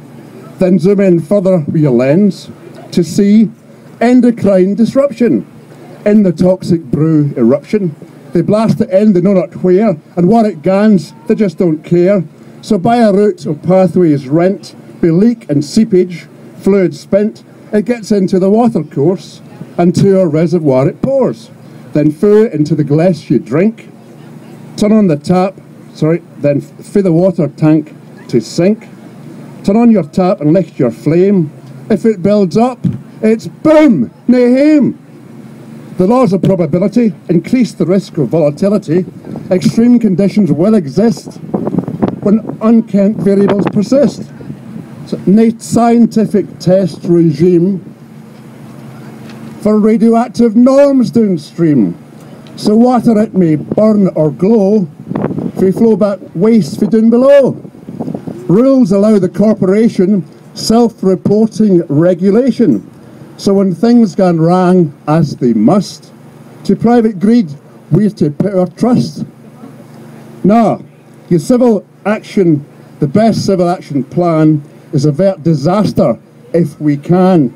Keep toxic poisons for our water. Our health and safety does matter. No birth defects or cancer spread. Stop fracking here and now instead. The best laid schemes of mice and men gang after gley time and again. So when the environment's assessed, some water and fauna are tested. Otters and badgers, they're surveyed. Online, face to face, it's said. A badger said the other night, I talked to badgers in Scotland, what's happening to human rights? The otter said, it's upside down. And with the humans this time round, that human health assessment's missed. Health and safety's a game of twist. Land took for granted, now we fear. For drinking water, pure and clear. EIAs are a paper chase. They're not upon the real world based. On paper, every theory's grand. It's the real world you can't command. Hence, gold standard regulation is a ruse upon our nation. Lang syne, the states had rights held clear. What's over there is coming here. 100,000 ill or harmed. So why should we be so alarmed? At least over there, your tide is turned. Concerned communities have learned. Pressure on their politicians can curb corporate ambitions. Like Florida or New York State, stop it here before it's too late.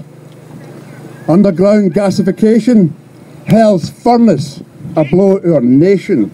Psychotic vampires slash and burn, Scotia's ashes pit in an urn. They carbon capture to restrain. In Satan would they be say insane. Mammon's venal slaves turn hither. You've tint your reason altogether. It's nowhere secret any more. Beyond the gates of hell they dare. They'd buy and sell the earth's core. Greed's hellish legions pour and gore. See it, hear it, smell its breath, the neoliberal kiss o' death. Beneath the heavens' perfect blue, there's energy we can renew. The greatest source is light and heat, for solar rays our suns replete. It's free, it's ours, say panels build, the jobs await our people skilled. There's burnies roll and rivers flow, there's tidal waves and winds that blow. All this energy is for free. The wind, the river, tide and sea. It's time to harness nature's power and gauge her kilowatts per hour. Enhance electrification, Scotland's wind and hydro nation. Invest in what is safe and green for climate justice, carbon clean. We're near the end now. Scots politicians, hear this plea. For you who shall decide, must see. The eighth inquiry you called in, our people's interest must win. Review evidence for both sides, let all the evidence decide. True caution is wise and simple, a precautionary principle. Err on the side of human health, not on the side of private wealth. Your public duty, don't neglect. Square your conscience with your intellect. Protect us for this Tory plan, a moratorium or ban. Postscript.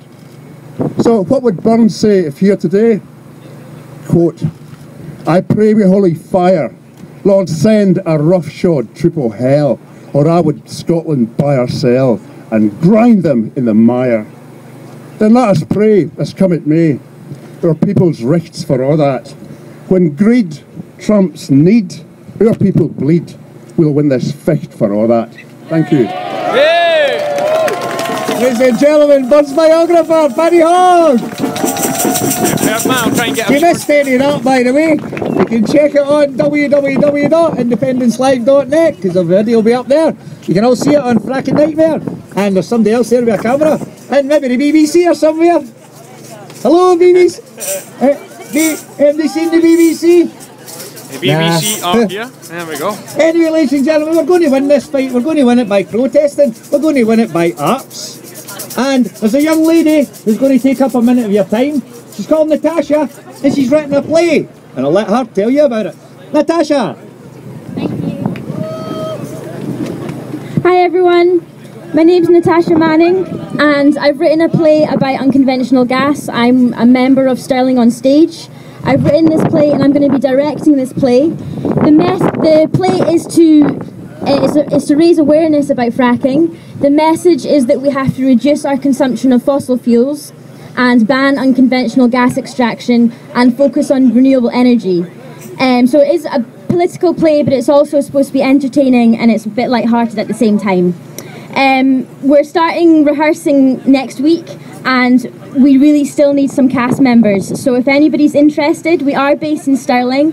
If anybody's interested, this is what I look like, and there's also Scott, and he's big and ginger and he's around as well. So yeah, we're here. Thank you very much. Hey! Well done, young Natasha. See what you can do, ladies and gentlemen. Get along there. Viva Wendy and all that. You need to do a wee bit of dancing, don't you? Fancy some samba rhythms! Rhythms for revelation! Probably know that, but hey, rhythms of resistance. We'll get it right. On you go, folks. Let's see you moving.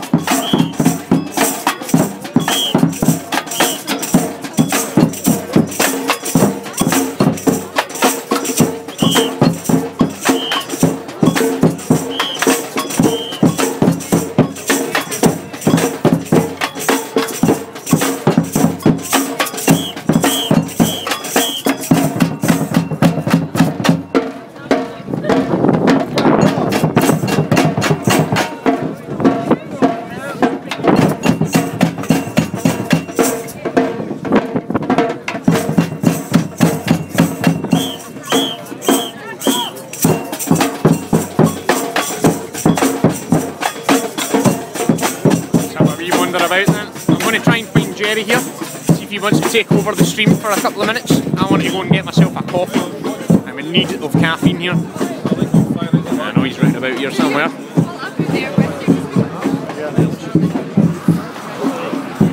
Love those drums, man. I remember one time I went to Rome. There was a place in there that had nothing but this music all night long. Just drums. It was actually pretty awesome. Yes!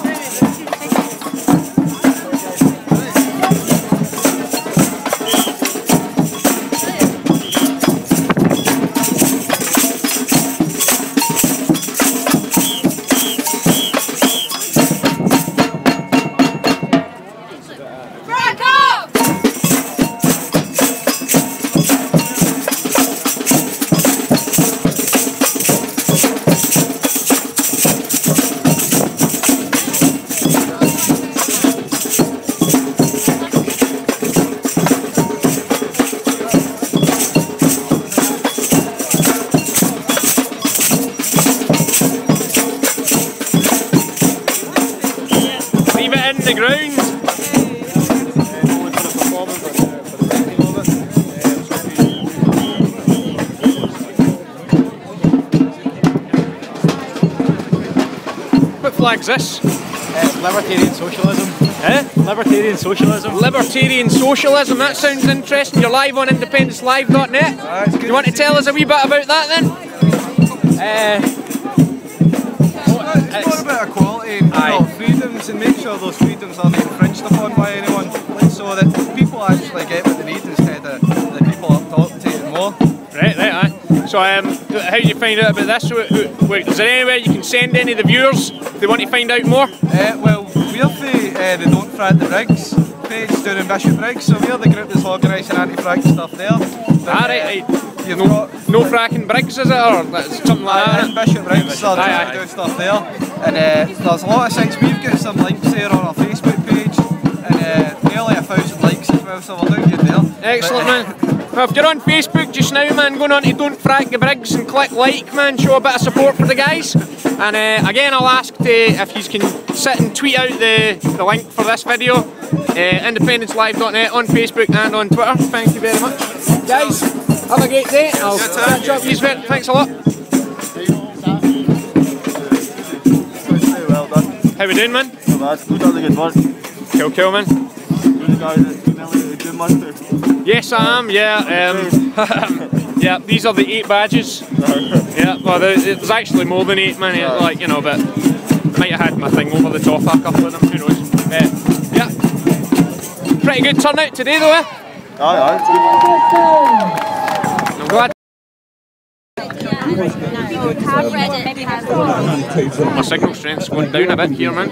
Listen, if we'd only known, it was quite easy to get media coverage. Coming on. All we had to do was tell Jim Murphy, you can be Prime Minister. As soon as he thought about that, he's been against fracking ever since he was very young. As I watch him, week after week, come out with a new insight, something he's always believed in, you know, making him a real working class guy that wanted to be captain of Celtic, it's like he's mutating. He's mutating into Tommy Sheridan. Imagine the alien becomes Tommy Sheridan.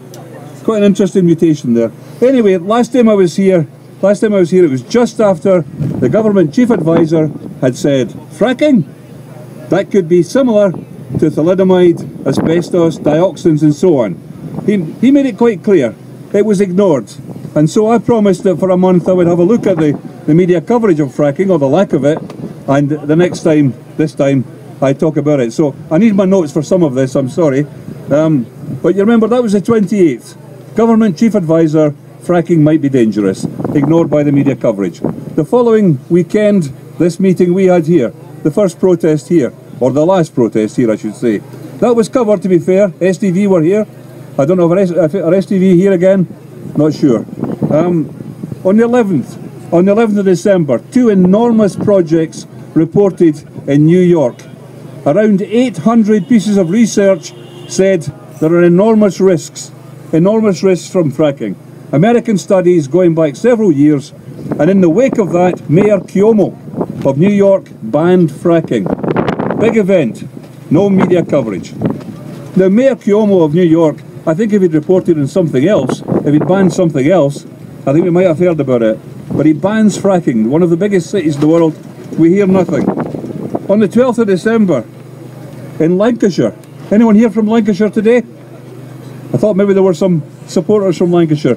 In Lancashire, you remember where there were the first attempts to drill bores and there were earthquakes. In Lancashire, MedAct, which is an equivalent of the public health researchers, said to Lancashire Council, they said, given the risks associated with fracking and the knowledge that the regulatory system is inadequate and under-resourced, the precautionary principle, remember that phrase, the precautionary principle, apologies if you know it already, points clearly to the need to reject the applications for exploratory fracking. Now, we know that there has been a hold put on fracking in Lancashire. Well, it's good news, but it's not necessarily the end of things because the corporations are still up for it, I think. Precautionary principle is a winning card. It's the ace of spades. Anytime anyone, allegedly an expert, wants to do something that you think, hey, that could be risky, you don't have to be an expert. They have to be an expert. The precautionary principle means you don't have to prove it's dangerous. They have to prove it's really safe. That's the way it is. And all the great scientific experts, all the disciplines, science, engineering and so on, they all tell us, they tell us in universities, that the precautionary principle is sacred. It's a bit like doctors who can do no harm. Scientists are supposed to adhere to that idea of the precautionary principle. And as you know, Mayor Cuomo, I'm getting through it quick here, don't worry. There's a lot more space than words on these sheets because I'm getting old. Okay, North Lanarkshire, big cheer for North Lanarkshire. On the 19th of December, they pressed for a fracking moratorium. North Lancashire, quite close to the BBC and to the STV, no reporting on that. And then finally, at the end of my survey, on the 22nd, just before Christmas, the good people of Monroe County, USA, were told on the 22nd of December, no, you can't go back to your houses. They've been out of their houses already for 9 days because of a wellhead malfunctioning, spewing natural gas into the air, roads closed and so on. 9 days and more before they got back in their houses. The Independent newspaper do a survey of what their readers are interested in. And in their survey at the end of December, they were interested in Ebola, motor neuron disease, love, and fracking. Fracking came fourth. I think given the difficulties researching love, I think fracking probably moves up into third place with that lot. So clearly people want to know about it. The general public want to know. The newspapers, the media should be responding to that. That's what they say they do. We give the people what they want, they often say. Clearly people want to know about this. Was fracking in that survey I did, was it reported in the Scottish News? No. One report, STV, of the event here. That was all for a whole month. There were some reports on some other things in the newspapers, kind of tangential, but not really. Now, that bias by omission can mean a couple of things. It can mean it's deliberate, neglect, or it can mean there were better stories. What do you think? Was the media at that time full of better stories? Yes or no? Nah. No, thank you. Remember who's the teacher here? Well, I'll leave a space, you're to say something. Okay? So with very rare exceptions, in the 30 days covered, the rest described by a range of expert opinion were ignored, and both Scottish TV news programmes, and to be fair, STV has been improving recently, I think. I've done some work elsewhere which shows that STV might be getting better on the approach to the election. More of that some other time. What did they cover? Rangers, Celtic, other sport, somebody called Murphy, quite a lot of coverage of somebody called Murphy, and a myriad of trivial human interest stories while neglecting to cover a real threat. As deaths by murder fall across the UK, the mainstream media scramble for any murder they can find to report intensively. No wonder old people are afraid. With every passing month, less murders. With every passing month, more murders reported, or at very least the same. It's an inverse relationship which distorts reality, the reality that the media are supposed to help us understand. Hundreds will have died also in that month from asbestos-related disease. Several thousand people died from asbestos-related disease that year, but they weren't reported. The murders at the hand of psychopaths, that's what we want to hear about, because that's a real risk, isn't it? No. Why do our media perform this way? For those of you who've heard me speak before might want to look the other way and put your fingers in your ears, because it's the same story. I keep saying it everywhere. In lightly regulated free market economies like the UK and the US, quick profit is king. You know all this, I'm talking to converted here, I guess. The media is corporate, and the BBC, what does the C stand for? Corporation.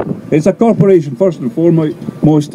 It's run by, last page, hey, members of an elite group complicit with corporate and politically established interests. This doesn't apply to all the reporters. A lot of the reporters are frankly bullied in these institutions, especially in the BBC, and so I wouldn't condemn every reporter in the BBC by any means. There are good people there, but the management is corrupt. I have no doubts about that. So, the BBC promised a programme on fracking. It's coming up soon, I gather, although it's getting a bit late in the day. I thought I'd have a quick look at their website and see how have they covered fracking before. Covered fracking. And I went to the BBC UK Environment Editor, Matt McGrath. Matt McGrath has a big web page on the BBC site, and it's got the subtitle, "Welcome to my reflections and insight." Insight, sounds good. Into what's really affecting the world. In other words, not what you think, what's really affecting the world. And on his site in November, December 2014, nothing about the reports I've mentioned earlier. Nothing at all. Some stuff about green policy generally, but not much. So, clearly, what we think about doesn't affect what's really happening. And finally, so media coverage muffles anti-fracking views in a massive euphemisms. Other forms of softening the impact on the reader and the uncritical adoption of industrial, commercial and other establishment sources. In addition to leaving out details of the chemicals from statements suggesting a need for details. The report, this is the BBC report on their website, makes absolutely no mention of health hazards, known in the US for years. Thank you. Hey. Ladies and gentlemen, Professor John Robertson, please come on. Thank you very much. The wee guys in the gazebo over there are our fourth. If you could go over and sign a petition at some point. There's a wee guy at the back here, socialist worker, giving out leaflets and stuff. There's also a fracking protest down in Lancashire, I think it is. There's a bus leaving on Tuesday and there's some seats to fill. Somebody'd like to give you the details. Oh, so we're going down on Tuesday night for the demo on Wednesday. We'll be leaving from Falkirk at 7 and George Square in Glasgow by the City Chambers at 7:40. There's still another 12 spaces to fill if anyone wants to talk to me. We'll be staying in a lovely B&B and we'll be doing it by donation, so if you don't have a lot of money, you don't have to worry. We've already got that covered. And we'll come back on the Wednesday night and it should be a lovely day and a great chance to show solidarity with the people of Lancaster that hopefully are going to return a no vote on Wednesday. Bye. Or in other words, get on the bus. Ladies and gentlemen, I'd like to introduce our next speaker. We've got another couple, then a couple of songs, and then we can away and get some coffee. Ladies and gentlemen, Maria Montanaro. Hello everybody, it's great again to be here today and to stand in solidarity. Just about the recent events, I just think it's a real shame that it takes policy by Scotland's Labour Party to influence our SNP government to come out and show a bit of support for our campaign to stop unconventional gas in Scotland. Now, a lot of people come up to me and say, I can't get involved in your campaign. It's political, it's politics.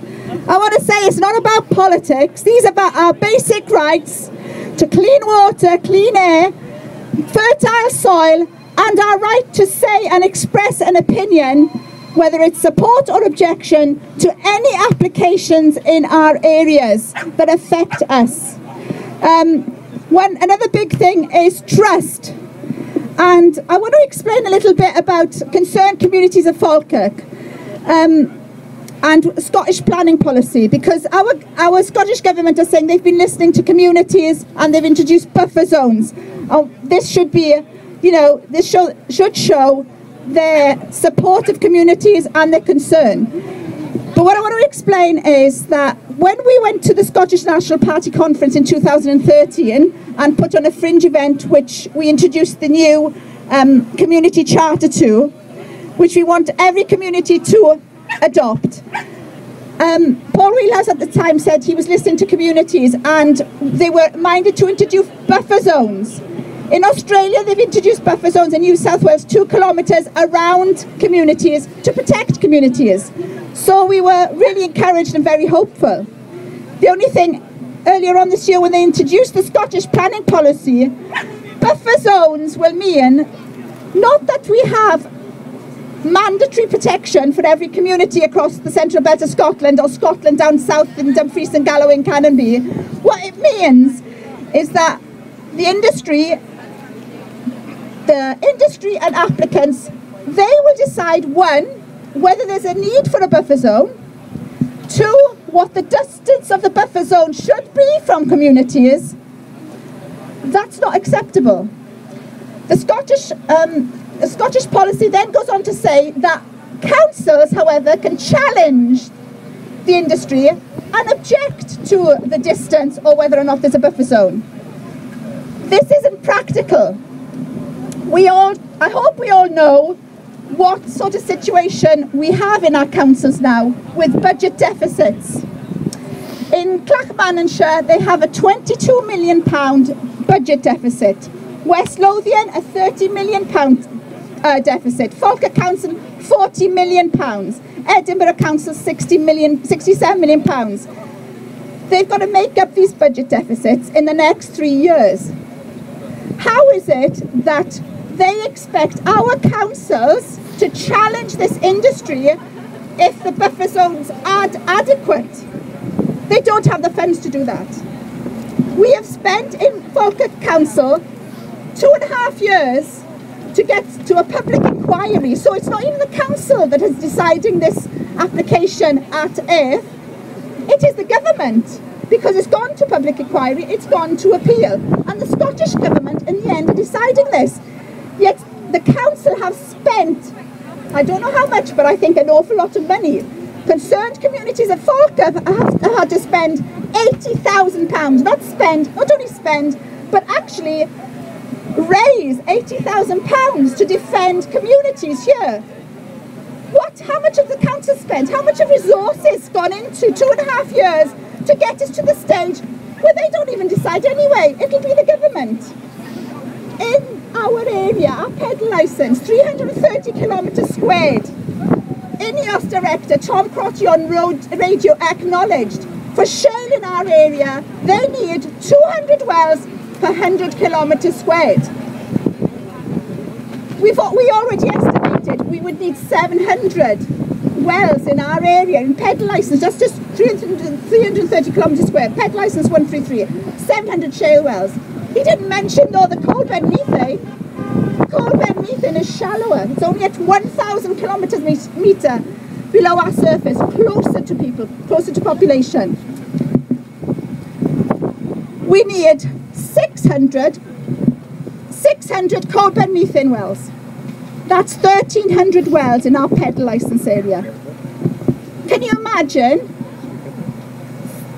1,300 wells in our pedal licence area? How are they expecting our councils to challenge this decision? There's an exploratory bore well which has been given permission at Skinflats, part of Grangemouth Community Council area, but Grangemouth don't have a community council. That was given permission last October.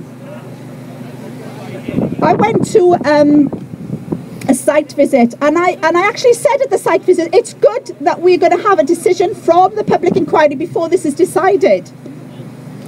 That didn't happen. They didn't wait for the decision. In fact, Dart Energy, which is now owned by iGas, said to our council, if you don't change a condition, we will take legal action against you.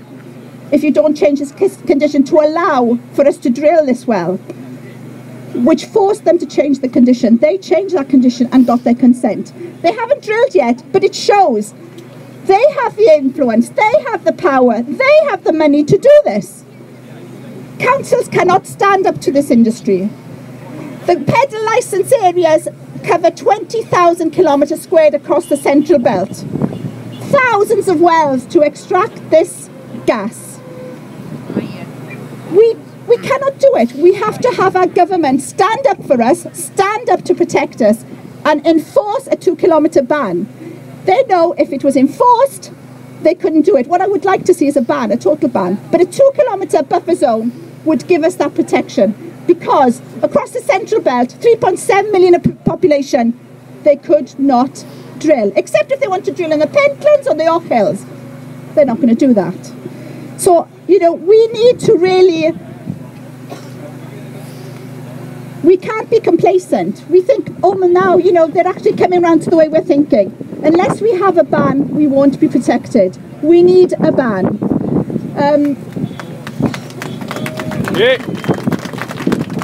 I'm going to keep it short. One thing we're actually calling for is a full public health impact assessment. We asked for this back in September 2013, right? And we approached NHS Forth Valley about this. And the executive then, Professor Fiona Mackenzie said, and I want to quote her, "The issue of unconventional gas extraction is a national issue, and we support a full public health impact assessment to progress the debate. This is not something we would have the resources to do locally, but we would be happy to support a Scottish Government resourced work." That was back in 2013. The government didn't come back on this to us. We've asked for it all along. We need it because it's the communities that are going to suffer and be blighted by this industry. I said last time, you know, for people, and I think probably a lot of you came out last time, but we only have to look at Grangemouth to see a blighted community. Where is the prosperity? After all the years that BP and INEOS have been here, look at Grangemouth. This is not right, this is wrong. We want justice for our communities. I'm a community councillor for 13 years. And we don't have the public consent. You just mentioned there, we will have a referendum in each of the local communities, the areas. What good is a referendum if people don't know what you're talking about? What good is that? Do you know, if you went and asked the 150,000 people in Falkirk about unconventional gas, I still don't think they know what you're talking about.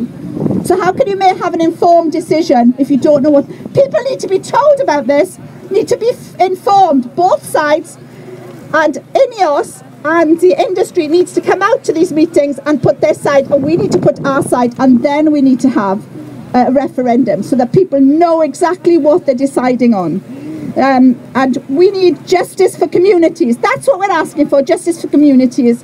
I'll just leave you with that. But I would say, Mike just mentioned about the coach going down to Lancashire. Please, if you can come along and join us, we'd love to have you. It's leaving Falkirk at 7 o'clock on Tuesday, and it's leaving City Chambers, Glasgow at 7:40 on Tuesday as well, and coming back the next day. Thank you for your time, and just solidarity to everybody. Hey. Well done, Maria, there. Thank you very much. Coming to the end of our day here, ladies and gentlemen, we've got one more speaker and then another song, and then we've got a wee symbolic pulling down of a rig, which you might have seen getting built over there. Right? So once we've finished with speakers and the last song, we'll make our way over there, and a wee bit like Pink Floyd the Wall, we're going to demolish it. Right? So, we're looking for somebody to actually push it over. I see what you mean. So basically, if you can come and see me within the next 5 minutes, and the person who gives me the best reason why they should push it over, we'll get to push it over. Alright? Thanks for staying with us in the cold and all that. Get you fired up. Josh Brown, ladies and gentlemen. Thank you very much to all the organisers, and thank you to everybody who's come here today. I think one of the things that Scotland has learned over the past 2 years is that mobilisation and demonstrations matter, because we are the people who should be shaping the policy of our country, not just in Scotland, but we can take a lead. We have an opportunity to learn from the mistakes that have happened in other places and to take a lead. I've lived in Scotland for 10 years now, but prior to that, I'm from upstate New York. And I want to talk to you a little bit about New York today, because I'm proud of New York. In December of last year, just 2 months ago now, New York State implemented a full ban on unconventional gas. New York State is a state with 19 million residents. It's quite a significant thing for them to ban unconventional gas across the board. The other reason why it's very significant that they did this is because they are the first state in America with known reserves of unconventional gas that have decided that the only intelligent thing to do is to leave it in the ground. Just because it's there does not mean that it makes any sense to take it out, because the cost of taking it out is measured in birth defects, it's measured in cancer, it's measured in hormone disruption, it's measured in generational terms of public health and environmental impact. This is what the people of New York State convinced their government to realize. Now, the British government at Westminster says that fracking is safe, and therefore David Cameron follows on and says Britain is open for shale.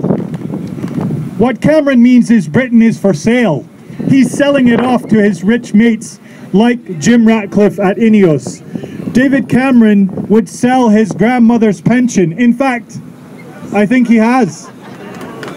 So it's not a surprise that we cannot rely on politicians to take the lead on this. We have to take the lead on this, and I'm so proud that for a second time now we have mobilized in our hundreds to this, what is often known as Mordor, to stand in the face of profit maximization in the interest of our environment and our health and the health of generations to come. That is what is at stake here. And if the UK government would like a copy of the New York State Department of Health report, it's only 185 pages long. It's not difficult reading, to be honest. If they would like a copy of that report, I have it on the desktop of my laptop computer, and I will send it to them. Because if they read that report, they will come to the same conclusion, if they are honest, and that's the problem. If they were honest, and they read that 185 pages, they would come to the same conclusion that New York State came to, which is, we do not want to poison ourselves and our children. We do not want to poison our soil, our water, and our air, and therefore we will leave these already decimated former coal mining communities of central Scotland alone, and we won't come back and pour salt into the wounds of those communities. What those communities need is future generations to health problems so that Jim Ratcliffe can put a few more £billion in his bank account. Now, the other interesting thing about New York State, just to give you an idea about the significance of that decision for us here in Scotland, New York State is 180% the size of Scotland. It's almost twice as big as Scotland is, and they banned unconventional gas.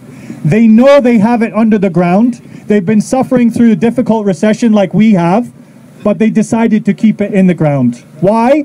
Because when the report, the Department of Health report, was published, the head of the Department of Health in New York State said, at the end of the day, it comes down to a question. Would I and my children want to live beside one of these wells? And he said, the answer is, and I quote, no. No. Would any of us want to live beside one of these wells? No! Thank you very much. I think that is a decision made. We need to get the politicians to follow the lead of the people. And that is often the way in which history is made. Rarely do politicians give us real change. We have to bring it from demonstrations like this. We have to do the research, we have to join up the dots, and we have to force the politicians to do our bidding. At the end of the day, that is why they are supposed to be there. We need to remind them of that. So this demonstration and the local organizations and the local meetings that have been happening are fantastically important. And I thank every single one of you for being here and for putting in that effort, because without us, this would not be on the political radar in the run-up to the general election. The infrastructure bill being at Westminster tomorrow would not be an issue that the BBC wants to talk about. It's very interesting. Even Jim Murphy has realized that fracking is an important issue. Now, I know he's been reading through the Yes campaign's handbooks and looking back in the Facebook posts that we made over the past 2 years for proposals that he can put forward to try and resurrect the losses that the Labour Party is about to sustain. I don't believe a word that comes out of the man's mouth. That's the problem. Jim Murphy will be tested tomorrow, because we will watch very carefully, won't we, and see how many Labour MPs turn up at Westminster tomorrow to vote against the infrastructure bill. How many Labour MPs will turn up to Westminster tomorrow and vote for the alternate bill, which brings in a moratorium? I agree with Maria and speakers before that a moratorium is not enough. The science is already there. The knowledge is already there. The danger is already there. The damage is already done in the places where fracking is happening. Across the state of Pennsylvania, across the state of Texas, across large portions of New South Wales, across many areas where fracking is happening, people are already feeling the impact. Do we have to suffer first before they believe us? I should think not. We are mobilizing so that we don't have to suffer first before they believe us. They just have to read that report, and they will come to the conclusion that the head of the New York State Department of Health came to, is that they do not want to drink that water. The problem here is that Jim Ratcliffe does not drink the water in Grangemouth. Jim Ratcliffe does not breathe the air at Grangemouth, except when he comes for a wee board meeting or to lock his workers out from the plant and take away their trade union rights. He'll have to have a wee gulp of air when he does that, right? But normally he's living on a £120 million mega yacht. He has offshored himself, literally, so as not to pay taxes. These are the people that David Cameron wants to hand our natural resources over to. Is this the sort of environmental steward that you would trust with your drinking water? Thank you. Because these people do not have to feel the pain from which they make the profit. It's a system that we are subjected to in so many ways. If politicians' children were sent to the front lines in a war, we would have far fewer wars.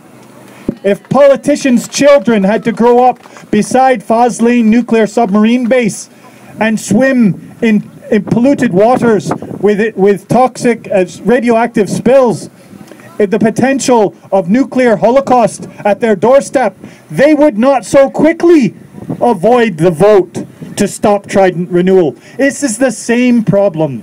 Because they don't drink the water, they don't breathe the air, and they don't eat the food from that soil, they're not really bothered. We have to make them bothered. That's our job. That's why we are here today, and that's how we can make a difference. I think we have been doing a fantastic job. Someone put up a huge list of the local groups on the Facebook page for this, and I've been following this quite closely, but about half of them I didn't know about. That's so fantastic. Keep forming new groups. Keep talking to people about this. Keep educating, because when people know what fracking means, when they know what the impact that will have on their lives and the lives of their families and on our environment and the future heritage of Scotland, they would have to be receiving the funds in their bank account in order to continue to support fracking. And those people are in the mass minority, and we will beat them. We will beat them. We're in the process. We have kept this up the political radar. This is in the consciousness of all politicians who are trying to get well-paid jobs at Westminster on the 7th of May. Good. I want them to lose sleep over this, because if they get it wrong, they will suffer for it. We're not going to make them drink toxic water or eat toxic vegetables from toxic soils, but they will never get elected again. That is our power. We have to do that. We have to follow through on that threat. The SNP will be tested very soon. Now, I wish them the best. I hope that they will come out on the side of the people in Scotland. I hope that they will put a ban on fracking. I hope they will read that 185-page report and support what the people of Scotland want. They will be tested very soon. So let this be a message to them. If planning application for coal bed methane commercial production at Erth in the Forth Valley is approved, the SNP needs to be made to suffer for that.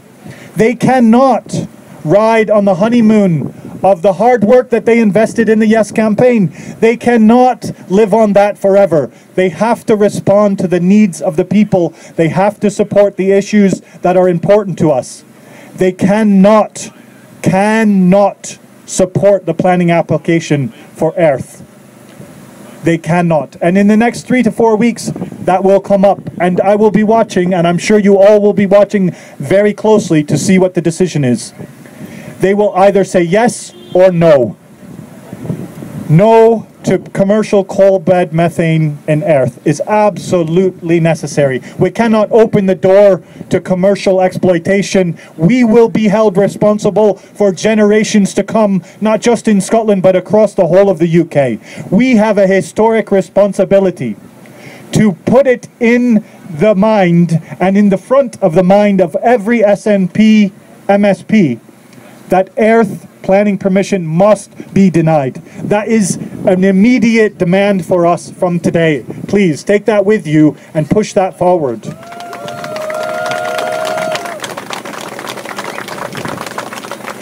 People like INEOS. There are some people who work in INEOS, and I would ask you to please not a fossil fuel based economy. We won't need it anymore soon, I hope. But let us not blame the people who work inside the factory. We all need to have jobs. And I would love to see those people redeployed in the development of a cutting-edge renewable energy industry for Scotland. So to me, they are not at all my enemy, but we share an enemy. They and I have both had it up to about here with Jim Ratcliffe. And I'll tell you something about the Unite Union workers in INEOS Petrochemicals have a strike ban at the moment, which was imposed on them when they were locked out in 2013. The strike ban finishes in 2016, and I'll tell you what, we have gained some very important allies in the struggle against fracking, because they know Jim Ratcliffe wants fracking. And they know that they want anything that he doesn't want. So we have gained some very important and powerful allies. When the strike ban is lifted in 2016, Jim Ratcliffe had better get on his yacht. That is the future at this plant. Very exciting future of a collaboration between environmental activists and the people who have unfortunately making a living being poisoned on a daily basis inside this plant. So I don't envy him in 2016. So that's something to look forward to. The other important thing that we want to say is to just keep pushing the issue out there. Keep it in the awareness of the politicians and keep it on their political radar. They want to be re-elected. That is how they get paid. So let's let them know that their re-election is reliant upon their position on fracking. We will not be able to undo the pollution of aquifers. We will not be able to get back the 60% of fracking fluids that stay in the earth. We will not be able to undo the cancer We will not be able to undo the birth defects that come with these things. So we have to stop it now. We want a ban on fracking across the whole of the UK. We have an opportunity to follow the lead of New York State and inject a bit of sanity into the politics of this country. And we have the ability to do that. Thank you so much for coming here today. Please keep up the good work and keep an eye on your politicians and keep in their ear. Keep them on the straight and narrow path, because we will not be able to undo this if it starts to happen. Ban fracking now. Ladies and gentlemen, Josh Brown, inspirational as always. I've just had a message from Jim Radcliffe. Yeah, he's actually seen it on Twitter, and basically he's got this message. No, put that down. No yet. No yet. If you can't see it, you're all bad, alright? So I know there's people that go for a bus. Donald, hit the music. One last song and then we'll roll down with it. Lyrics by Ninja Penguin. Scotland has got plenty of energy that's green. Wind and tides renewable and clean. West think they've everything we need, but we are being looted by Westminster's greed. Something's happening here today. Westminster's paying off its business mates. Dirty money in their dirty hands, but we won't take it time to make a stand. Jerry, I need my phone or I'm going to lose the signal. You'll have jets of Thank you. shooting at your taps are going underground. Going underground. Pumping toxic chemicals all around. Going underground. Going underground. Make your voices heard when the dirty frack been down to their score. Mineral rights we are being sold in the past, but we can't crash our land to get to the gas. Frack they just can't wait. But if they do damage they must compensate. Westminster's leaders don't deserve our trust, as their lies put you down and their promises rushed. Never against their profit lust. Coastal frogs in Scotland when they start to frack. They'll have jets of flame shooting at your tap. They're going underground. Going underground. Pumping toxic chemicals all around. Going underground. Going underground. Make your voices heard on the dirty frackers forever. Oh, la la la la. La la la la. The Tories granted fracking rights to other pals, and Labour abstained because they've got no balls. The bleating sheep on the TV news tell Westminster lies, get Westminster news. Going underground. Going underground. Going underground. Going underground. Join in. Let it crackle. Let it crackle. Let it crackle. Let it crackle. The bleating sheep on the TV news tell Westminster lies, get Westminster news. Going underground. Going underground. Pumping toxic chemicals all around. Going underground. Going underground. Make your voices heard when the dirty frackers forever. Going underground. Pumping toxic chemicals all around. Going underground. Going underground. Make your voices heard when the dirty frackers forever. Ladies and gentlemen, thanks to the police for stewarding. Thanks for Bob Sweeney. Thanks for everybody else. Do you want to make your way over there? We're about to pull down a fracking rig. Yeah! Thanks for coming along. Take care.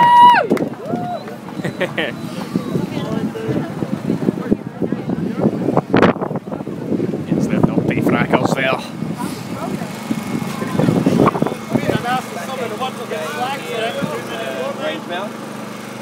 Are you live streaming? Yeah, I'm yes! That's what I'm talking about. Where can we find your video? Ian R. Crane 1956 is the Bambuza channel. Otherwise, just search Ian R. Crane Fracking Nightmare. Excellent. Well, we're down at independencelive.net. You can get us on there as well. Okay, independencelive.net. So we're gonna. If you want to get in the bag, we're going to get this on. We're going to get it recorded. So if you want to get yourself all round about, get in there. And I'm going to ask Radioactive Man. We've decided it's going to be him who's going to do it. symbolic destruction of the INEOS Frack rig. So visualise, never underestimate the power of visualisation. Visualise. Here we go, man. The fracking rig is about to get taken down by a Scottish unicorn. Fracking! As he keeps putting his unicorn mask. What do you see happen? 3, 2, 1, go!